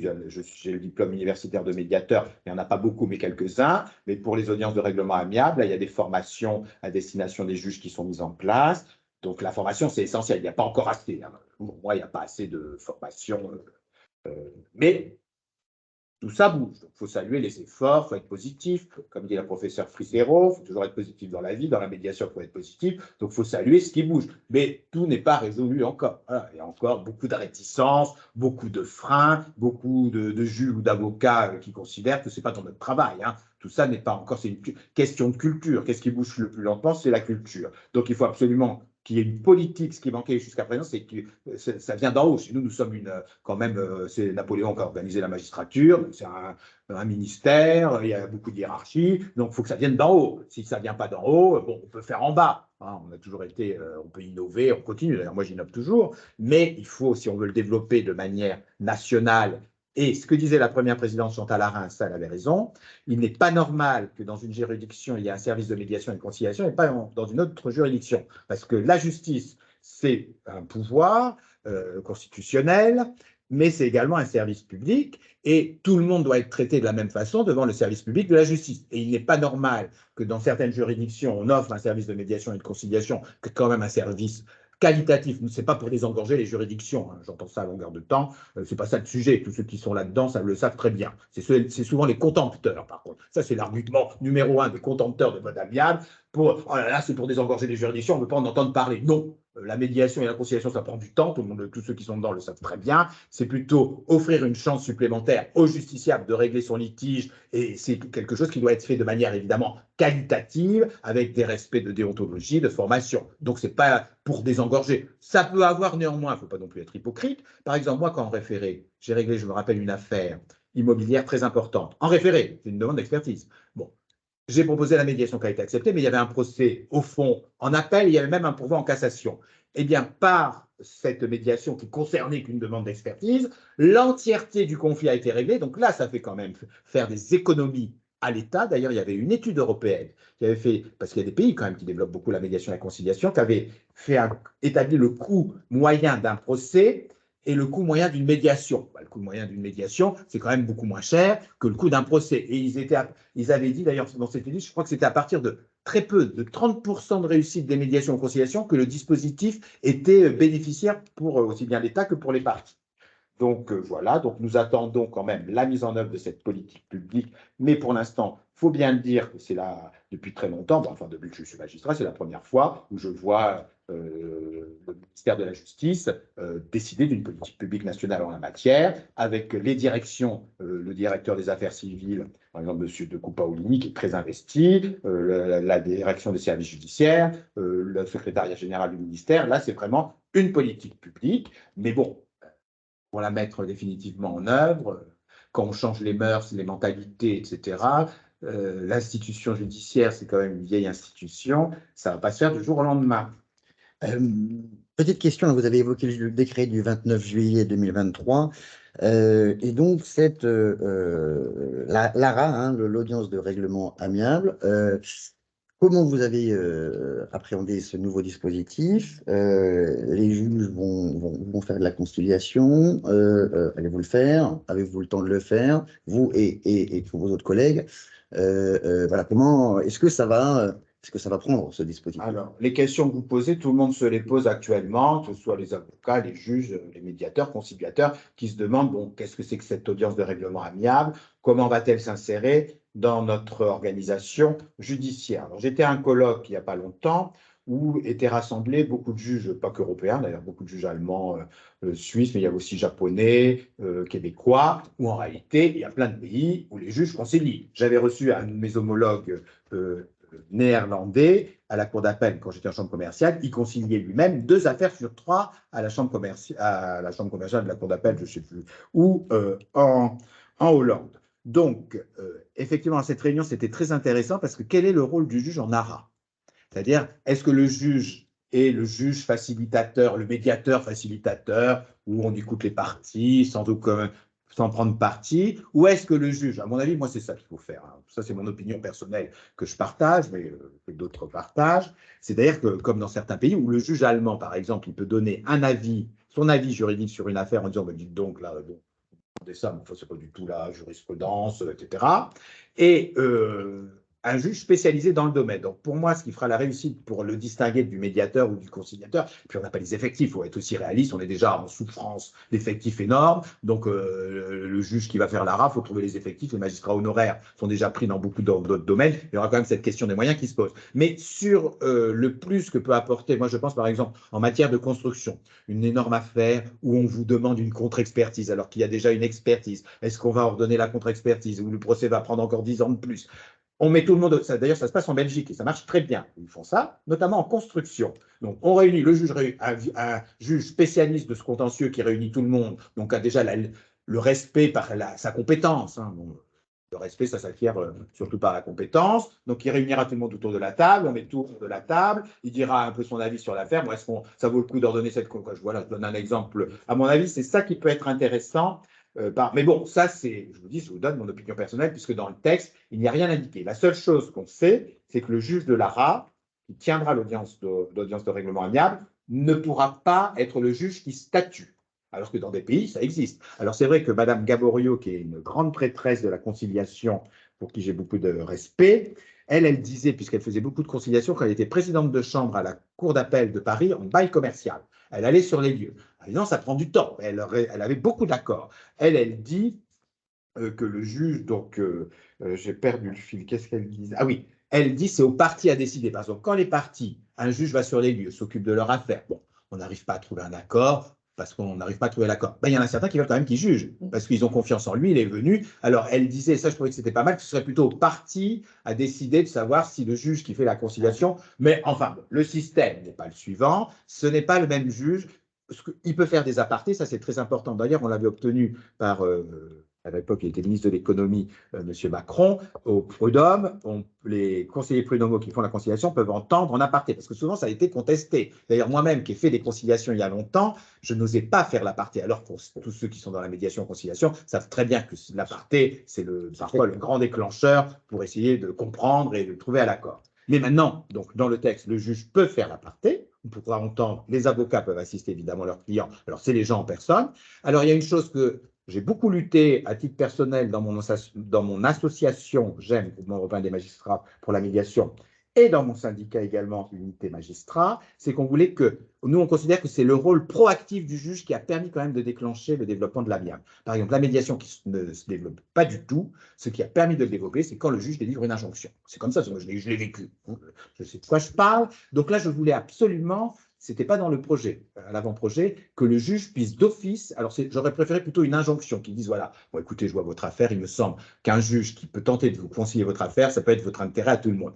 Mais pour que les parties puissent, comment dire, en toute connaissance de cause, avec tous les éléments, dire oui ou non, il faut d'abord qu'ils comprennent quel est l'intérêt de la conciliation. Bien souvent, des gens ne veulent pas y aller parce qu'ils ne savent même pas ce que c'est, conciliation, médiation, l'intérêt. Et ensuite, rien que le fait, vous savez bien, tous ceux qui sont dans la médiation et conciliation, le fait de réunir autour d'une table les parties, eh bien, avec un tiers, alors en plus, si c'est un juge, eh ben, personne n'y croyait, ben, ça marche. Bon, ça ne marche pas tout le temps, ce n'est pas la panacée, c'est le fait de se revoir, de se réunir. Donc, et là, je suis très content, et ça je dois le dire, hein, que la chancellerie ait pris ce que j'appelle moi l'ambitieux projet, c'est-à-dire que le juge peut décider d'envoyer les parties en ARA, mais par contre, elles ne sont pas obligées de trouver une conciliation. C'est gratuit. Bon, je ne vois pas le sujet, je ne vois pas pourquoi on. Mais bon, pour l'instant, d'ailleurs, je n'ai pratiquement entendu personne contester ça. Alors que, bon, dans l'avant-projet, ça a été un grand débat qu'on a eu. Et moi, Mais donc, dans le projet, le juge, moi, en tant que juge, par exemple, je suis en référé, j'ai une grosse affaire, peu importe, affaire de copro, je ne sais pas, je peux dire, bon voilà, dans votre affaire, il me semblerait qu'un accord, ou en tout cas d'essayer de nous concilier, ce serait une bonne chose, je vous envoie devant mon collègue. Alors après, en pratique, alors ça, on a une réunion au tribunal de Paris au mois d'octobre, justement, pour réfléchir de la mise en œuvre. Moi, si on n'a pas les effectifs, moi, on est déjà complètement débordé, j'ai plus de 9000 affaires en référé à Paris. Donc, bon, ça va être compliqué, il faut être quand même formé, peu de juges quand même encore sont formés. Alors moi, j'ai le diplôme de médiateur, mais c'est assez rare. Donc, il faut quand même avoir une formation minimum, mais l'ENM, donc, il faudra quand même trouver des juges formés. Donc, ensuite, moi, je pense, alors ça, c'est personnel, mais les juges qui ont été dans la médiation ont toujours inventé, puisque c'est une création prétorienne, hein, la médiation. Je pense que rien n'empêche d'associer un médiateur et un conciliateur. Par exemple, moi, je pense, j'ai une affaire vraiment chefs d'entreprise qui travaillent depuis des années, mais là, tout est terminé parce que il y a un marché où il y a eu du retard et du coup, on rompt toute relation alors qu'ils ont intérêt à continuer à avoir des relations parce que l'un est le seul fournisseur du produit et l'autre fait 50% de son chiffre d'affaires avec l'autre. C'est pour un peu, pas les raisonner, mais les convoquer en personne, leur expliquer, voilà, écoutez, j'ai bien vu votre truc, est-ce que ça n'aurait pas intérêt à trouver un accord? Par contre, je vois que ça risque de prendre du temps et que je ne vais pas pouvoir trouver un accord en 10 minutes. J'ai des médiations, j'en ai une, quand vous parliez de 2 jours, moi j'en ai une, ça fait pratiquement 3 ans. Une énorme affaire en plateforme numérique d'ailleurs, qui dure. Voilà. Donc il y a quand même des médiations. J'ai une autre très grosse médiation où il y a eu 90 réunions. Alors, bon, sauf si j'ai le temps de faire, si je fais que ça à Paris, s'il y a ce que vous disiez tout à l'heure en me présentant, si je deviens le chef du pôle de l'amiable, avec grand plaisir. Ben là, ce n'est pas le cas. Là, je dois aussi, j'ai des audiences tout le temps, donc je dois rendre mes affaires, etc. Donc, pourquoi pas dire, maintenant, on est tous d'accord pour essayer de trouver un accord. J'ai un médiateur, selon, alors, le médiateur, conciliateur, moi, c'est souvent le coût. Quand les gens n'ont pas d'argent, bon, ben, je ne vais pas mettre un médiateur payant. C'est à peu près ça, l'idée. Et sauf s'il y a l'aide juridictionnelle. Donc, voilà. Mais moi, bon, est-ce que ça ne vaut pas le coup d'aller avec, parce qu'il vous faut encore un tiers, ou des fois, les avocats, maintenant, qui négocient seuls. Ça m'arrive souvent, où on donne un peu l'impulsion, le côté passionnel est tombé. Après, s'il s'agit de trouver un accord dans du business, etc., les avocats, il n'y a plus besoin. Donc, je pense qu'il faut être très souple. Et je pense que pourquoi? Alors, ça, c'est mon idée. Je vous dis, tout le monde ne dit pas ça actuellement. Mais moi, je me vois très bien, si je fais juste de l'ARA, très bien aussi utiliser un médiateur ou un conciliateur. Après, évidemment, c'est une question de temps. De toute façon, il va y avoir une circulaire. Alors, normalement, ça devrait quand même figurer dans l'ordonnance de roulement, ce qui veut dire que la chancellerie, si elle décide ça, mais on n'a pas encore la circulaire, ça veut dire qu'elle voudra quand même que ce soit appliqué, que ce ne soit pas uniquement, comme on a eu souvent, hein, des textes, etc., pour développer sans aucune application concrète. Là, le fait qu'il y ait déjà une circulaire, et donc c'est possible quand même que, de manière concrète, les juridictions doivent mettre en œuvre cette audience de règlement amiable. Alors, à quel il ne faut pas que les médiateurs aient peur. On voit souvent des médiateurs qui ont peur de l'ARA. Il n'y en aura pas 50 000 dans les juridictions. Hein. Au contraire, et comme me dit souvent les spécialistes, le fait de développer un mode amiable, ça entraîne le développement de l'autre. Si vous développez les conciliateurs de justice, les médiateurs, la médiation, le juge qui concilie, ça, je pense que c'est pas du tout concurrentiel, que tout est complémentaire. Et je ne pense pas. Ouais, je pense que le fait de développer un mode amiable au lieu d'empêcher l'autre de se développer, au contraire, fait que les gens commencent à s'habituer, parce que on n'est quand même pas encore devant les juridictions, je peux vous dire, j'ai une augmentation de 10% de mon contentieux des référés. On n'est encore pas dans l'amiable, hein, c'est moi qui vous le dis, cette expérience. Hein, il y a encore du travail. Donc il y a matière à faire travailler des médiateurs et des conciliateurs. Pour l'instant, peut-être que quand les mentalités auront complètement changé, on sera comme au Japon ou dans certaines civilisations où le fait d'aller à un procès, c'est infamant, où il faut essayer de trouver un accord, ou de manière pragmatique, comme les anglo-saxons, mais c'est plutôt le côté très pratique et pragmatique. Quand tout ça sera rentré dans les mœurs avec des clauses de médiation et de convention, comme chez vous à Air France, où au niveau interne, on commencera à développer, peut-être qu'on aura moins de travail à faire avec nos médiateurs et conciliateurs. Pour l'instant, je ne crois pas qu'il faille avoir peur de l'ARA pour les médiateurs ou les conciliateurs. Par contre, je pense qu'il faudrait essayer d'associer ces modes amiables en étant très fluide. Voilà. Oui, donc faire venir un médiateur, vous vous imaginez, pourquoi pas, faire venir un médiateur à ces audiences de conciliation, ça peut être un hybride. Moi, je pense qu'il faut que renvoyer. Et puis avec la césure, c'est pareil. L'autre mode amiable, on veut absolument, par exemple, mon histoire de propriété, on veut absolument que le juge tranche. OK, c'est votre droit, vous voulez qu'on tranche parce que c'est très compliqué pour savoir si on est propriétaire, par exemple. Et puis après, par contre, on est tout à fait pour des dommages et intérêts, qui est responsable? Non, on n'est pas d'accord. Mais après, bon, au lieu d'avoir une expertise qui va coûter une fortune et où on a les éléments suffisants, on est prêt à se mettre autour de la table pour discuter. Donc tout ça, à mon avis, il faut être très fluide. C'est-à-dire qu'entre tous les modes amiables, et c'est pour ça que la césure à laquelle, bon, je suis très favorable à l'ARA, la césure aussi, mais bon, si c'est utilisé, alors pas dans toutes les affaires, mais dans certaines affaires, je pense que ça peut éviter des procès trop longs et on tranche une question, par exemple, de prescription. Par exemple, un assureur dit, moi, je soulève une fin de non-recevoir tirée la prescription. Tant qu'on n'aura pas tranché sur cette prescription, écoutez, moi, je ne veux pas négocier. Par contre, le jour, et ça arrive souvent, où on a tranché, bon, bah, après, on est prêt tout à fait au détail. Je pense que ça peut être utilisé de manière très efficace. Hein. Mais bon, ça, c'est l'avenir. Alors, tout ce qui est nouveau fait peur. Comme la médiation, ça faisait très peur. Les conciliateurs de justice, souvenez-vous, en 81, quand Mitterrand était arrivé au pouvoir, on a parlé de les supprimer. C'est le procureur qui est venu après, procureur général, M. Nadal, qui était au cabinet, je crois, de M. Badinter, qui les a sauvés. Parce qu'on disait, bon, qu'est-ce que c'est que ces conciliateurs? Ces obreux locaux, là, qui font la. Après, on s'est aperçu qu'ils étaient très efficaces et qu'ils résolvaient plein de problèmes de la vie quotidienne. Donc, on les a maintenus et maintenant, ils sont un peu partout, au tribunal de commerce de Paris, qui devrait faire un peu plus de médiation, à mon avis, ça c'est autre chose. Mais les conciliateurs de justice sont très efficaces maintenant dans plein d'endroits. Hein. Donc, alors qu'à un moment donné, on parlait de leur suppression. Dernière petite question, on a 3 minutes avant de prendre les questions du public. Monsieur Rimbaud, qu'est-ce qui fait un bon médiateur? Vous en avez connu, les médiateurs, vous en connaissez. Qu'est-ce qui fait un bon médiateur? Question 1 et question 2. Est-ce qu'il y a un bon médiateur pour chaque cas? D'ailleurs, comment vous sélectionnez les vôtres? Alors, bah, nous, on les a sélectionnés, je le redis, en les ayant pratiqués dans des médiations judiciaires. Et alors maintenant, je m'occupe moins des médiations, mais il y a eu une époque où j'ai fait pas mal de médiations judiciaires, à une époque où depuis la fin des années 90, donc vraiment au tout début, une époque où les médiateurs étaient rarement formés, c'était en effet plutôt souvent des anciens magistrats ou des anciens fonctionnaires, enfin, etc. Et je pense que ce qui fait la qualité d'un médiateur, bien sûr que la formation est importante, mais c'est d'abord, je crois, des qualités humaines. Voilà. Donc le médiateur, comme je l'ai souvent vu, qui est la médiation marchand de tapis, vous demandez combien, vous êtes prêt à donner combien, on va couper entre les deux. Bon, ça ne marche pas du tout.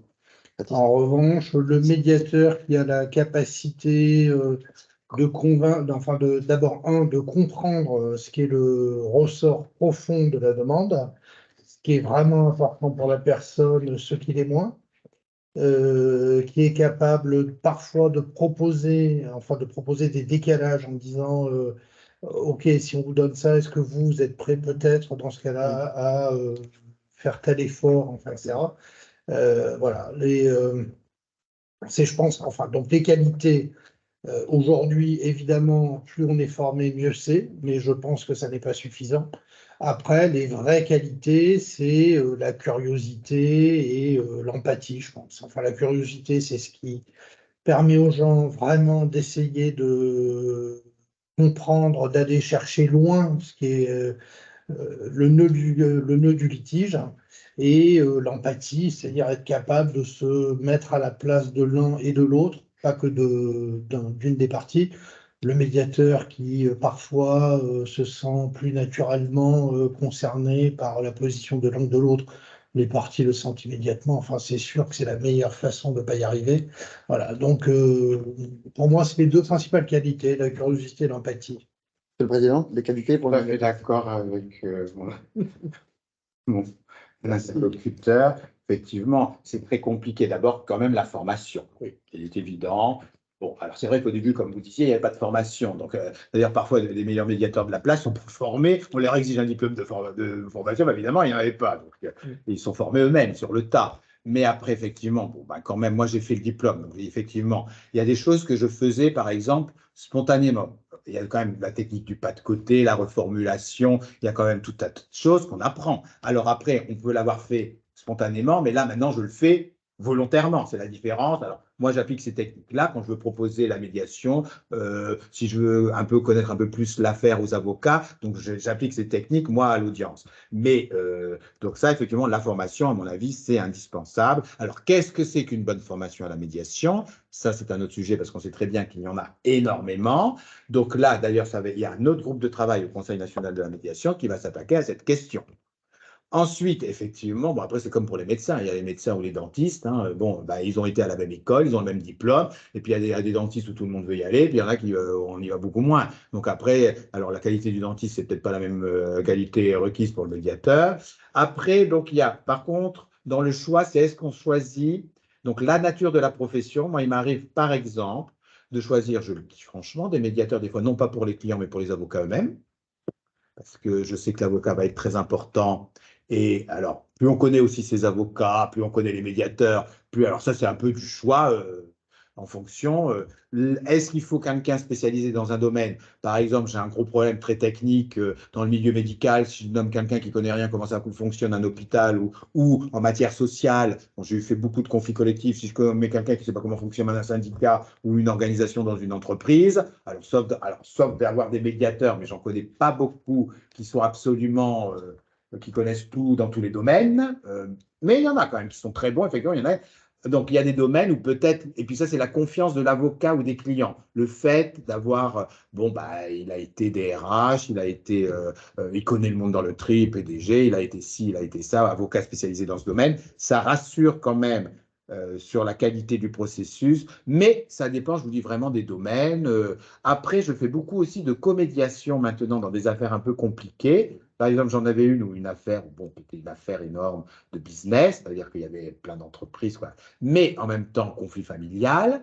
Donc là, j'ai mis une personnalité que j'ai pensé qui serait bien au niveau de l'entreprise, de tout ça. Et après, en comédiation, une spécialiste de la relation familiale qui était hyper spécialiste de toutes les techniques de communication non violente, etc. Donc, effectivement, la comédiation, ou quand j'ai des jeunes, alors il faut ouvrir, c'est-à-dire que je fais très attention qu'on ne dise pas qu'on prend toujours les mêmes médiateurs. Donc, moi, c'est très ouvert, je reçois, alors, par contre, je reçois tout le temps, puisqu'il y a beaucoup plus de médiateurs que de médiation. Mais je reçois tout le temps, mais souvent je dis aux médiateurs, il faut écrire aux juges, il faut écrire à tous les juges. Moi, ben, le premier médiatrice que j'ai nommé, quand j'étais à la Chambre des successions à Paris, c'était une experte judiciaire. On a tendance toujours à nommer les mêmes. On nommait toujours les mêmes experts judiciaires. Alors, elle faisait le pied de grue devant le greffe, elle voulait absolument me voir, je ne voulais pas trop la voir, j'ai fini par dire, bon, bah, galant. Elle me dit, vous savez, je fais expertise en matière immobilière, pourquoi vous ne me nommez pas? Alors, ça tombait bien, je venais juste d'être un peu furieux sur un autre expert qui, je trouvais, me prenait beaucoup pour l'évaluation d'un studio. J'ai dit, ça va, il m'a pris. Donc, oui, combien vous allez me prendre pour une évaluation d'un studio? Je la nomme. Moi, je l'ai nommée régulièrement pour ces petits trucs. Et après, elle est venue un jour me voir. Vous savez que je suis également médiatrice. Il y avait un dossier. Je dis pourquoi? Donc, je dis aux médiateurs, écrivez aux juges, aux avocats, vous faire connaître. C'est comme ça. Beaucoup de juges. Ensuite, bon, aller au colloque, voilà, plus vous allez au colloque. Après, il faut créer, je vous dis, des lieux de rencontre entre avocats pour se faire connaître. Bon, après, il y a aussi, maintenant, il y a des avocats qui. Alors, moi, quand un avocat, je ne mets pas du tout mon impérium sur le choix du médiateur. Quand deux avocats me disent on est d'accord pour tel médiateur, je le mets. D'ailleurs, à chaque fois que j'ai fait ça, à chaque fois, ça a marché. Hein. Donc, moi, il y a aussi le fait que certains avocats, comme en expertise judiciaire, moi, je demande à ce qu'on me donne le nom d'un expert Sauf évidemment, après, s'il y a un problème de conflit d'intérêts, etc. Mais autrement, je trouve que c'est aussi aux avocats à chercher dans leur domaine. C'est eux qui connaissent leurs clients. Souvent, je dis à l'avocat, moi, je ne connais pas votre client, je ne sais rien. Quel profil il faut? Donc, je pense qu'il faut. Alors, après, on peut nommer des centres de médiation. Le juge qui connaît rien, bon, très peu, c'est vrai que c'est compliqué de choisir un médiateur. Donc là, il y a des centres de médiation qui, eux, on dit, ah, voilà à peu près l'affaire, voilà les enjeux que j'ai vus. Bon, bah, ça marche très bien. D'ailleurs, il y a des centres de médiation qui choisissent aussi, c'est eux qui font ce travail. Mais je pense que c'est bon, c'est très délicat de dire qui est bon médiateur, parce que des fois la médiation ne marche pas. Mais en réalité, ils ont quand même, comme vous dites là, ils font plus le procès parce qu'ils ont entendu une explication. Donc c'est vrai que c'est très compliqué. C'est pas parce qu'il y a un accord. Moi, souvent, on m'a dit, rarement on m'a dit, ça n'a servi à rien la médiation. D'abord, ça permet de mettre à plat quand même bien le dossier, de savoir où est le vrai problème. Et il y a, tout récemment, j'ai un avocat, je ne vais pas dire son nom, que je connais par cœur, depuis des années, qui est très anti-médiation. Bon, c'est son droit, après tout. Et là, j'ai une affaire avec lui. Alors, je sais pas, j'ai dû oublier qu'il n'aimait pas ça, j'ai lui mis quand même une injonction.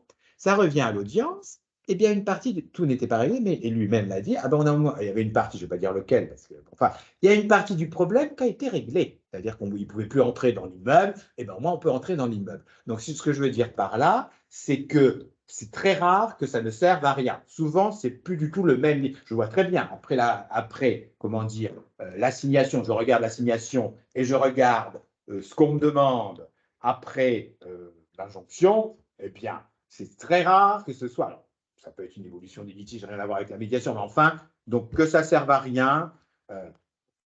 En plus, moi, j'estime des dossiers, quand c'est entre le bailleur et le preneur, avant de saisir un juge, bon, ça, c'est mon opinion personnelle et que je partage aussi, tous les dossiers où les gens se connaissent et ont refusé de se mettre autour d'une table avant de me voir, ça, ils y ont droit, sauf violence, etc. Je n'admets pas qu'un bailleur ait un problème, ça, je le dis clairement. Le preneur, il a un problème, je ne sais pas quoi, d'obligation de délivrance. On veut changer de place la gaine d'extraction. On va voir d'ailleurs le bailleur avant. Et je suis très content de voir une jurisprudence, d'ailleurs j'en profite pour dire qu'il y a un mouvement jurisprudentiel très en faveur quand même de l'amiable. C'est un arrêt récent de la Cour de cassation de la 3e chambre civile en matière de bail d'habitation, loi 89.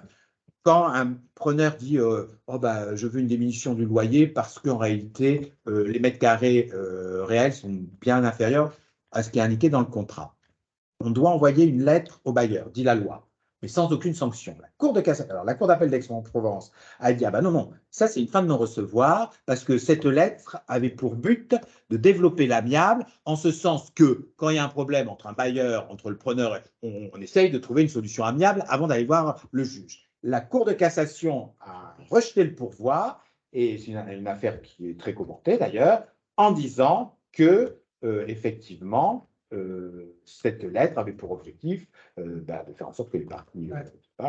Donc, il y a quand même un mouvement jurisprudentiel et je pense qu'effectivement, on est engorgé d'affaires quand même où le problème n'est pas du tout un problème de droit, qui est un problème qui pourrait être souvent relationnel, économique, qui peut être résolu beaucoup mieux à l'amiable que par le juge, dont beaucoup de décisions ne sont pas exécutées.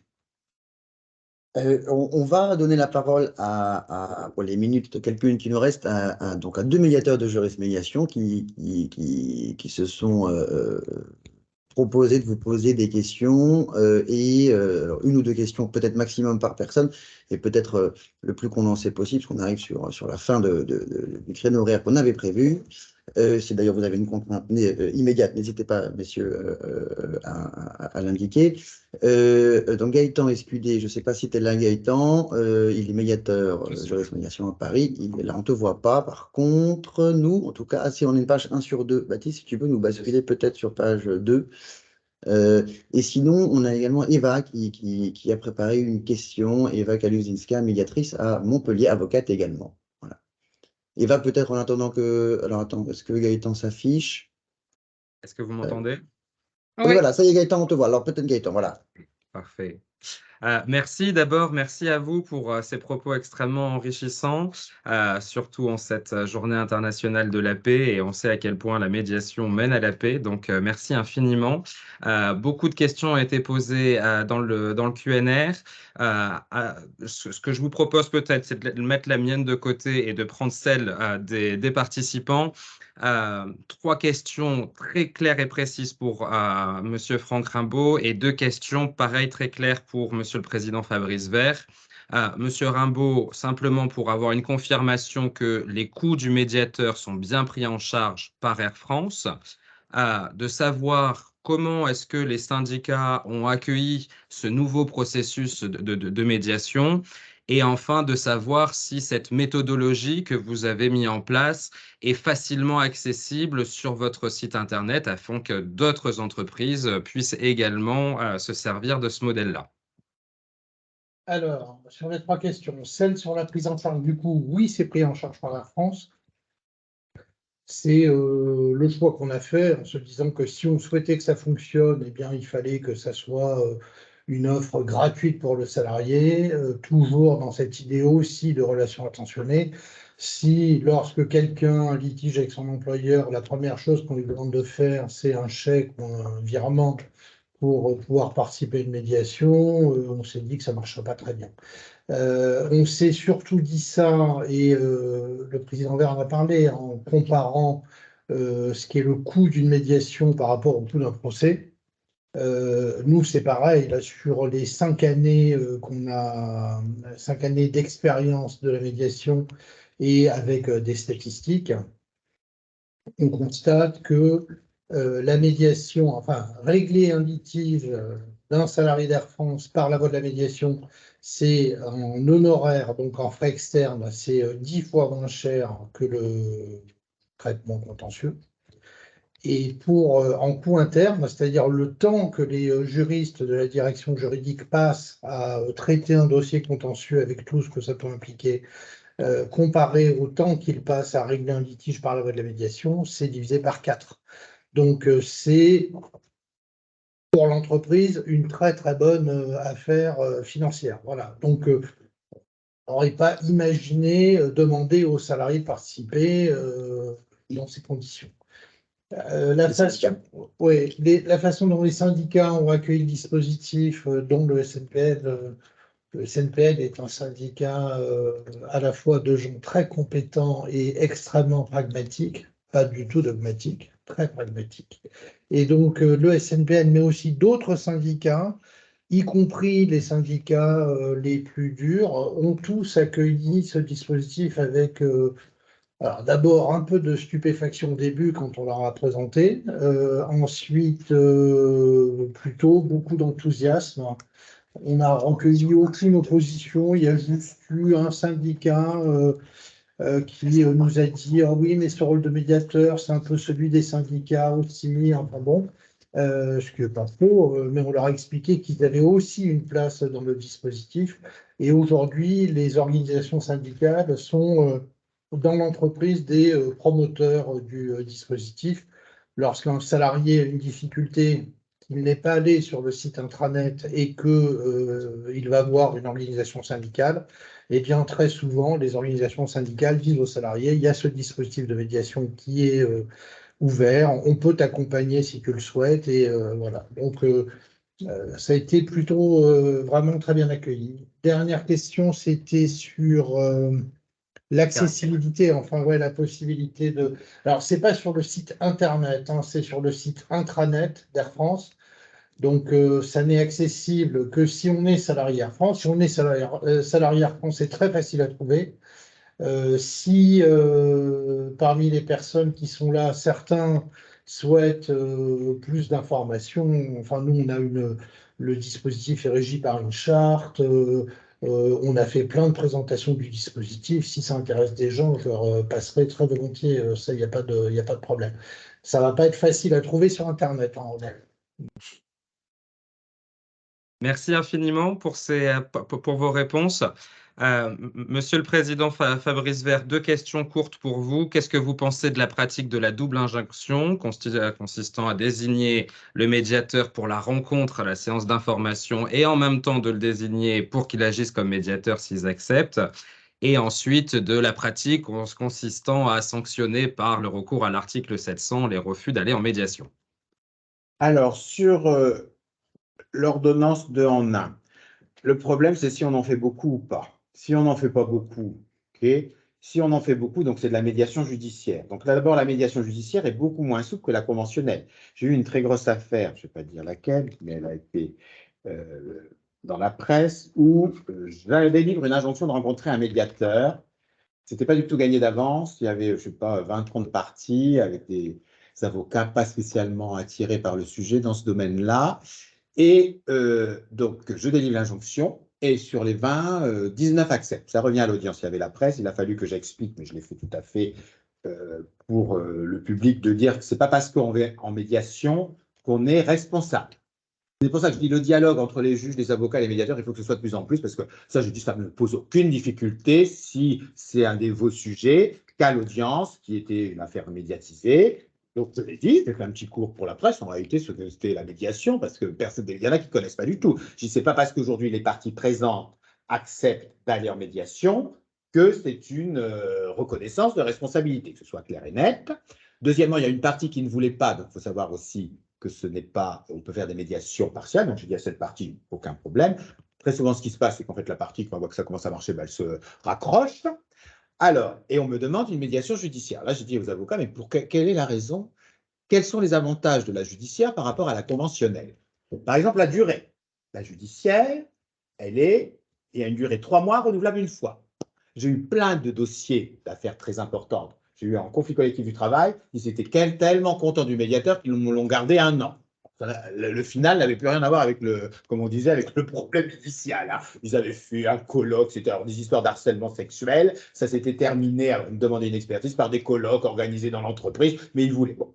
Et donc, si ça dure plus de... On fait comment? C'est un problème quand même. Ça, je demande d'ailleurs que le juge puisse la proroger. Mais c'est un problème qui peut être juridique. On est des juristes aussi, hein, on ne fait pas n'importe quoi. Donc, par rapport au délai, etc.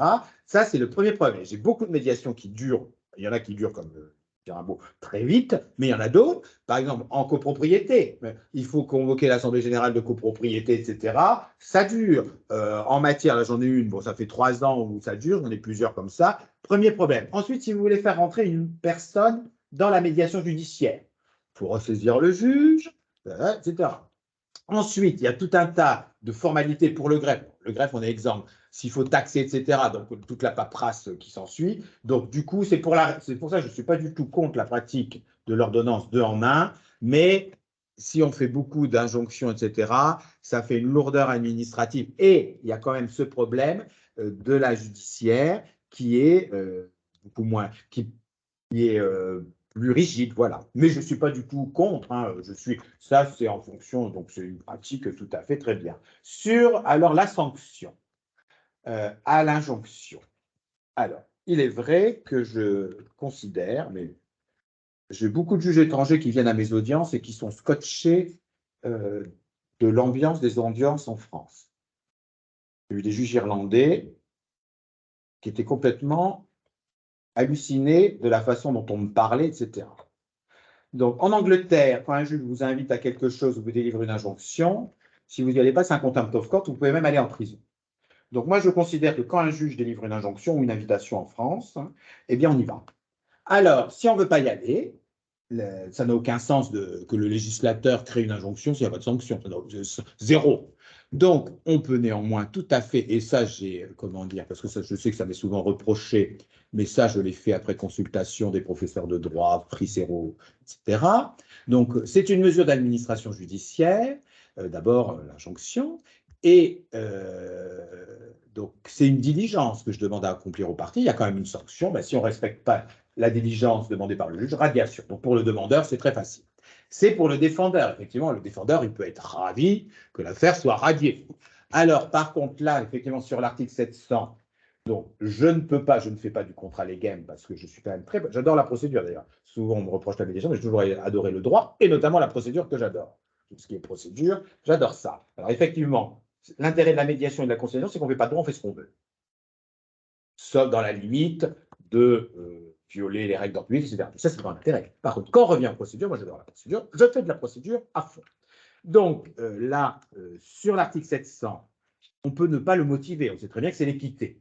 Donc effectivement, je ne mets pas dans mon ordonnance que je priverai la partie qui refuse de déférer à l'injonction du bénéfice de l'article 700 pour ceux qui ne sont peut-être pas des avocats ou des juges qui nous écoutent, c'est-à-dire c'est les frais irrépétibles du procès, les frais des avocats, souvent les honoraires d'avocat.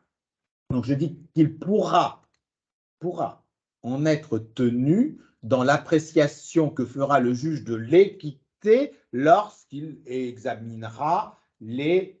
Voilà.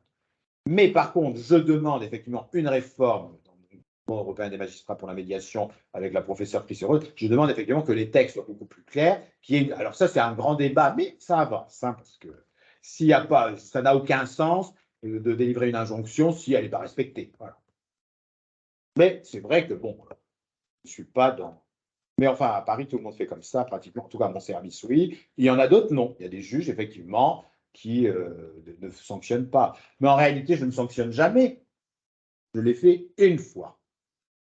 Et dans une affaire qu'il méritait vraiment. D'ailleurs, je n'ai pas mis d'article 700 et j'ai motivé en disant je ne mettrai pas d'article 700 parce que vous n'avez pas déféré à l'injonction de rencontrer un médiateur. Mais j'ai suivi une jurisprudence de la Cour d'appel de Paris qui était le regretté, paix à son âme, mon cher collègue, j'ai un trou, qui présidait à l'époque une chambre commerciale dans une affaire très connue puisque ça concernait une famille d'artistes mondialement connus, une histoire de conflit. Alors c'était hallucinant, je me rappelle, c'était la veuve, je crois, d'un des plus grands peintres mondiaux. Il y avait, je crois, une fondation, une association. Il y avait une querelle entre deux. Elle souhaitait vraiment que la fondation trouve un accord. Ils n'ont pas voulu y aller. Et là, le collègue, c'est le premier qui a rendu un arrêt, Monsieur Francky, voilà, je salue la mémoire, qui a motivé comme ça, en disant, voilà, ils ont refusé d'aller, donc pas d'article 700, voilà. Bon, après, ça ne va pas plus loin, mais il y en a ça, pourquoi pas, amende civile, alors c'est plus compliqué, l'amende civile, mais moi, bon, en ce qui me concerne, je pense qu'il faut aller beaucoup plus loin, c'est-à-dire qu'on est quand même, les juridictions françaises sont quand même, on croule sur des dossiers, que les gens aient accès à la justice, j'en suis très content, même quand après ça dure des années, etc., ça n'a plus aucun sens. C'est-à-dire qu'on a accès à la justice, ok, mais enfin, si on a une décision 15 ans après ou 30 ans après, il y a eu un article là dans Le Monde, je crois, il n'y a pas longtemps, un procès où il y en a un qui est mort, les deux autres ont 80 ans, sont plus en état. Bon, ça n'a pas trop de sens. Hein. Est-ce que la justice, elle est bien rendue dans ces conditions? Donc, on peut utiliser quand même tous ces moyens. Et je pense, et je suis très content de notre actuel garde des Sceaux là-dessus, puisque, bon, certes, il était pénaliste comme avocat, mais il s'intéresse au civil, très peu s'intéresse à la justice civile, hein, pourtant qui 60% des affaires. Donc, il veut développer et mettre en application les deux principes de proportionnalité procédurale, c'est-à-dire que je pense qu'une des grandes réformes, on n'a pas à traiter les mêmes affaires qui n'ont pas les mêmes enjeux. Je ne parle pas uniquement économique. Il peut y avoir une affaire où il n'y a pas beaucoup d'enjeux, où 500 € pour quelqu'un qui gagne le SMIC, c'est peut-être beaucoup plus important que 3 millions d'euros pour un milliardaire. Donc, ce que je veux dire par là, il faut traiter les affaires en fonction de leur intensité. Donc, c'est la proportionnalité procédurale, de la complexité juridique ou des enjeux, et la loyauté procédurale. Il y a beaucoup de pays, je travaille beaucoup avec les étrangers, nous, on peut quand même nous raconter un peu n'importe quoi, comme les juges en France. Hein. 1 plus 1 égale 6, et 3 fois 3 égale 15.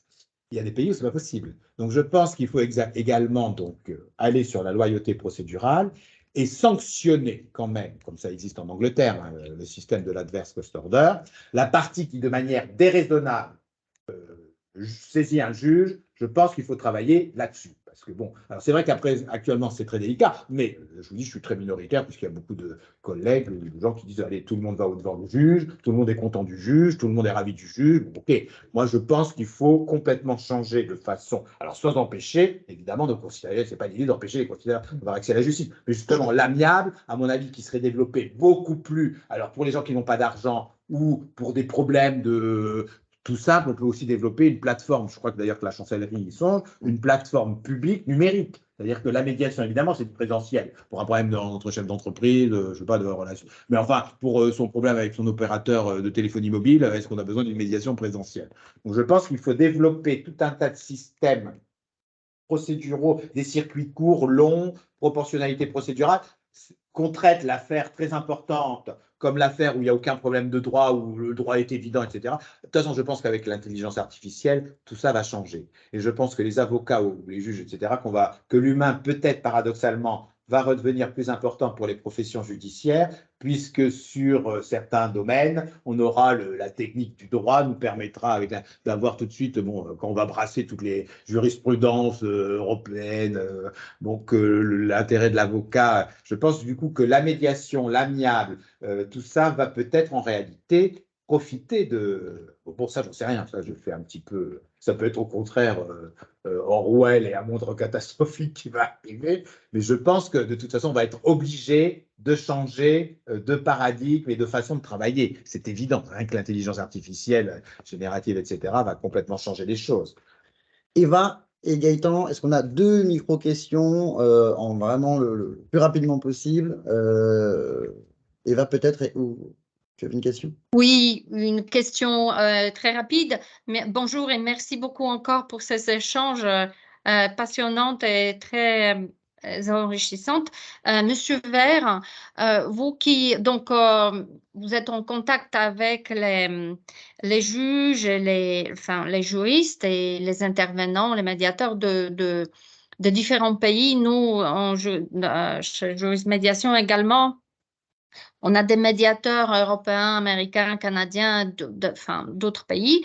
Je voudrais vous poser la question, quel champ de coopération vous voyez au niveau européen, voire au-delà de l'Europe? Ça, c'est la première chose.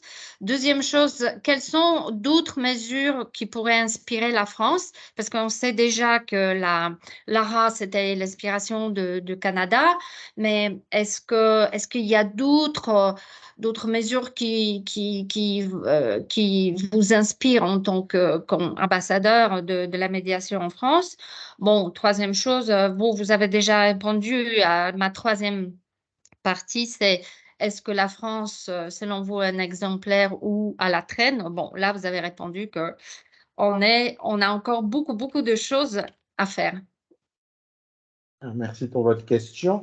Alors, c'est vrai que je suis vice-président du groupement européen des magistrats pour la médiation. Donc, c'est vrai que dès l'origine, donc je tiens à rendre hommage d'ailleurs à Béatrice Brunner, qui est quand même une des pionnières, qui a beaucoup d'ailleurs. Elle a reçu des menaces de mort et des petits cercueils quand elle a lancé la médiation à Grenoble, dans les chaînes sociales. C'est un peu fini. Enfin bon, j'ai eu beaucoup d'ennuis quand même dans ma carrière à cause de ça aussi.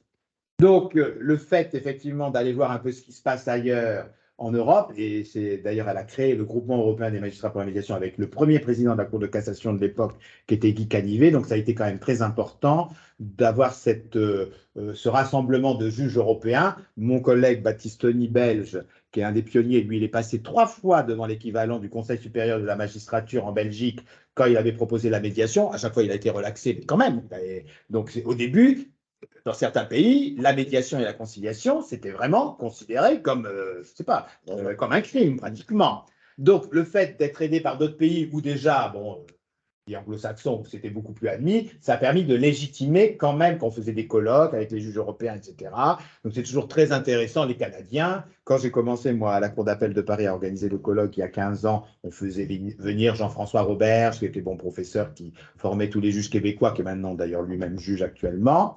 Donc, c'est vrai que l'exemple étranger, c'est toujours très intéressant. Donc, pourquoi ça marche à l'étranger? Pourquoi ça ne marche pas chez nous? Alors, c'est vrai que quand on a des systèmes judiciaires complètement différents, c'est vrai qu'il y en a qui disent, ah oui, mais la justice est tellement chère au Québec, tellement chère en Angleterre, que chez nous, le juge, il est gratuit. Bon, enfin, la justice, elle est quand même pas gratuite. Hein. L'expert, en général, il n'est pas… Bon, si vous avez la justice, vous ne l'avez pas, l'expert, il n'est pas gratuit, l'avocat, il n'est pas gratuit. Donc, dire que la justice est gratuite, bon, c'est un petit peu… Enfin, bref. Donc, il y a quand même qui raisonnent comme ça, en disant, en France, c'est merveilleux, le juge est gratuit, tout le monde adore le juge. Bon, quand on voit les sondages, on voit bien que c'est loin d'être le cas, mais enfin, bref. Donc, c'est vrai que voir les exemples étrangers, ça permet de voir quand même que l'amiable permet enfin de l'efficacité économique. D'ailleurs, il y a eu des études qui ont été faites que si on est tout le temps en conflit, ben, ça coûte cher. Hein. C'est comme quand on est tout le temps en guerre, ben, le pays finit par être ruiné. Hein. Donc, voilà. Donc, sur l'avenir européen, alors c'est vrai qu'il y a eu la directive, ce qui a relancé la médiation en France quand même à une époque, c'est la directive européenne du 21 mai 2008, qui a été transposée à minima. C'est-à-dire qu'à l'époque, il n'y a pas eu une grande volonté politique. On sait très bien qu'on peut transposer les directives de manière beaucoup plus, soit à minima, ou soit en faire quelque chose. Ça a été à minima, mais bon, actuellement, il y avait une directive européenne dont on parlait justement, une autre sur la médiation, mais j'en entends plus trop parler, parce que, bon, pour essayer de voir un peu effectivement comment améliorer l'offre amiable dans les différents pays. En France, pour que ça comment dire, il faut aussi voir le financement. Je pense qu'il faut des incitations, soit des sanctions, c'est-à-dire que la partie qui, de manière déraisonnable, refuse de trouver un accord, on la sanctionne, soit des carottes, c'est-à-dire qu'effectivement, actuellement, c'est le contraire. Donc, je crois qu'en matière sociale, bon, ce n'est pas du tout mon domaine, mais vous obtenez des dommages et intérêts par un jugement, vous avez plus d'avantages fiscaux que si c'est un accord. Donc, il faut aussi réfléchir sur tous les avantages économiques, si on veut le développer. Hein. Donc, il y a toute une réflexion. Bon, ça fait des années qu'on en parle de tous ces sujets. Donc, après, c'est une question quand même de volonté politique. Hein. Est-ce que la France sera capable de transformer Bon, en tout cas, actuellement, moi, je profite du moment, puisque j'y suis en plein dedans. Après, il faut être positif. Au niveau du ministère de la Justice, actuellement, il y a une vraie volonté politique qui n'existait pas avant, puisque j'y suis avant, c'était des volontés locales. Il y a eu quelques lois. Une loi qui a été très importante, c'était quand même la médiation administrative maintenant dans les TA. Ça a été un événement. Moi, j'ai beaucoup travaillé après avec le Conseil d'État, avec Monsieur Sauvé, etc. Ça a été quand même une très grande avancée que la médiation soit dans les tribunaux administratifs. Ensuite, c'est l'injonction de rencontrer un médiateur, à laquelle je dis franchement qu'au début, je me disais, qu'est-ce que ça va changer par l'invitation? Eh bien, si, l'injonction de rencontrer un médiateur, de loi de 4, c'était 2019, je crois, elle a été vraiment, donc ça avance. Mais il n'y a pas encore, donc je vous dis surtout les incitations. Je crois qu'il faut réfléchir, la formation des médiateurs, il y a tous ces sujets encore qui doivent être travaillés. Merci, Monsieur le Président Vert, pour tous ces commentaires qu'on prendra peut-être en guise de conclusion aujourd'hui. Donc, des commentaires positifs et tournés vers l'avenir. Merci, Monsieur Rimbaud, de nous avoir voilà, décrit ce dispositif qui existe. Moi, je retiens aujourd'hui qu'on a ce mouvement dans les juridictions qui semble assez actif et qui prend forme. On a une intégration dans les groupes qui ont d'ailleurs ne nous ont pas attendu hein, et qui ont commencé peut-être même avant qu'on soit, nous, les avocats, très voilà, intéressés par ce dispositif-là. Donc, voilà, vous avez été tous les deux aujourd'hui, je pense, pour notre audience aujourd'hui, voilà, utile et inspirant. On a beaucoup de questions auxquelles on ne peut pas répondre. On en a d'ailleurs déjà un peu trop dépassé, mais vous avez été des invités de tellement bonne qualité qu'on s'est dit que c'était mieux comme ça. Voilà. Merci infiniment. Merci à tous d'avoir participé et d'être venus aujourd'hui nombreux lors de ce webinaire. Il y aura un replay disponible et puis des extraits seront aussi diffusés sur les réseaux sociaux. Voilà, toujours en faveur de la médiation et de ce monde nouveau qu'on définit tous ensemble. Voilà. Merci à vous. Merci. Au revoir. Voilà.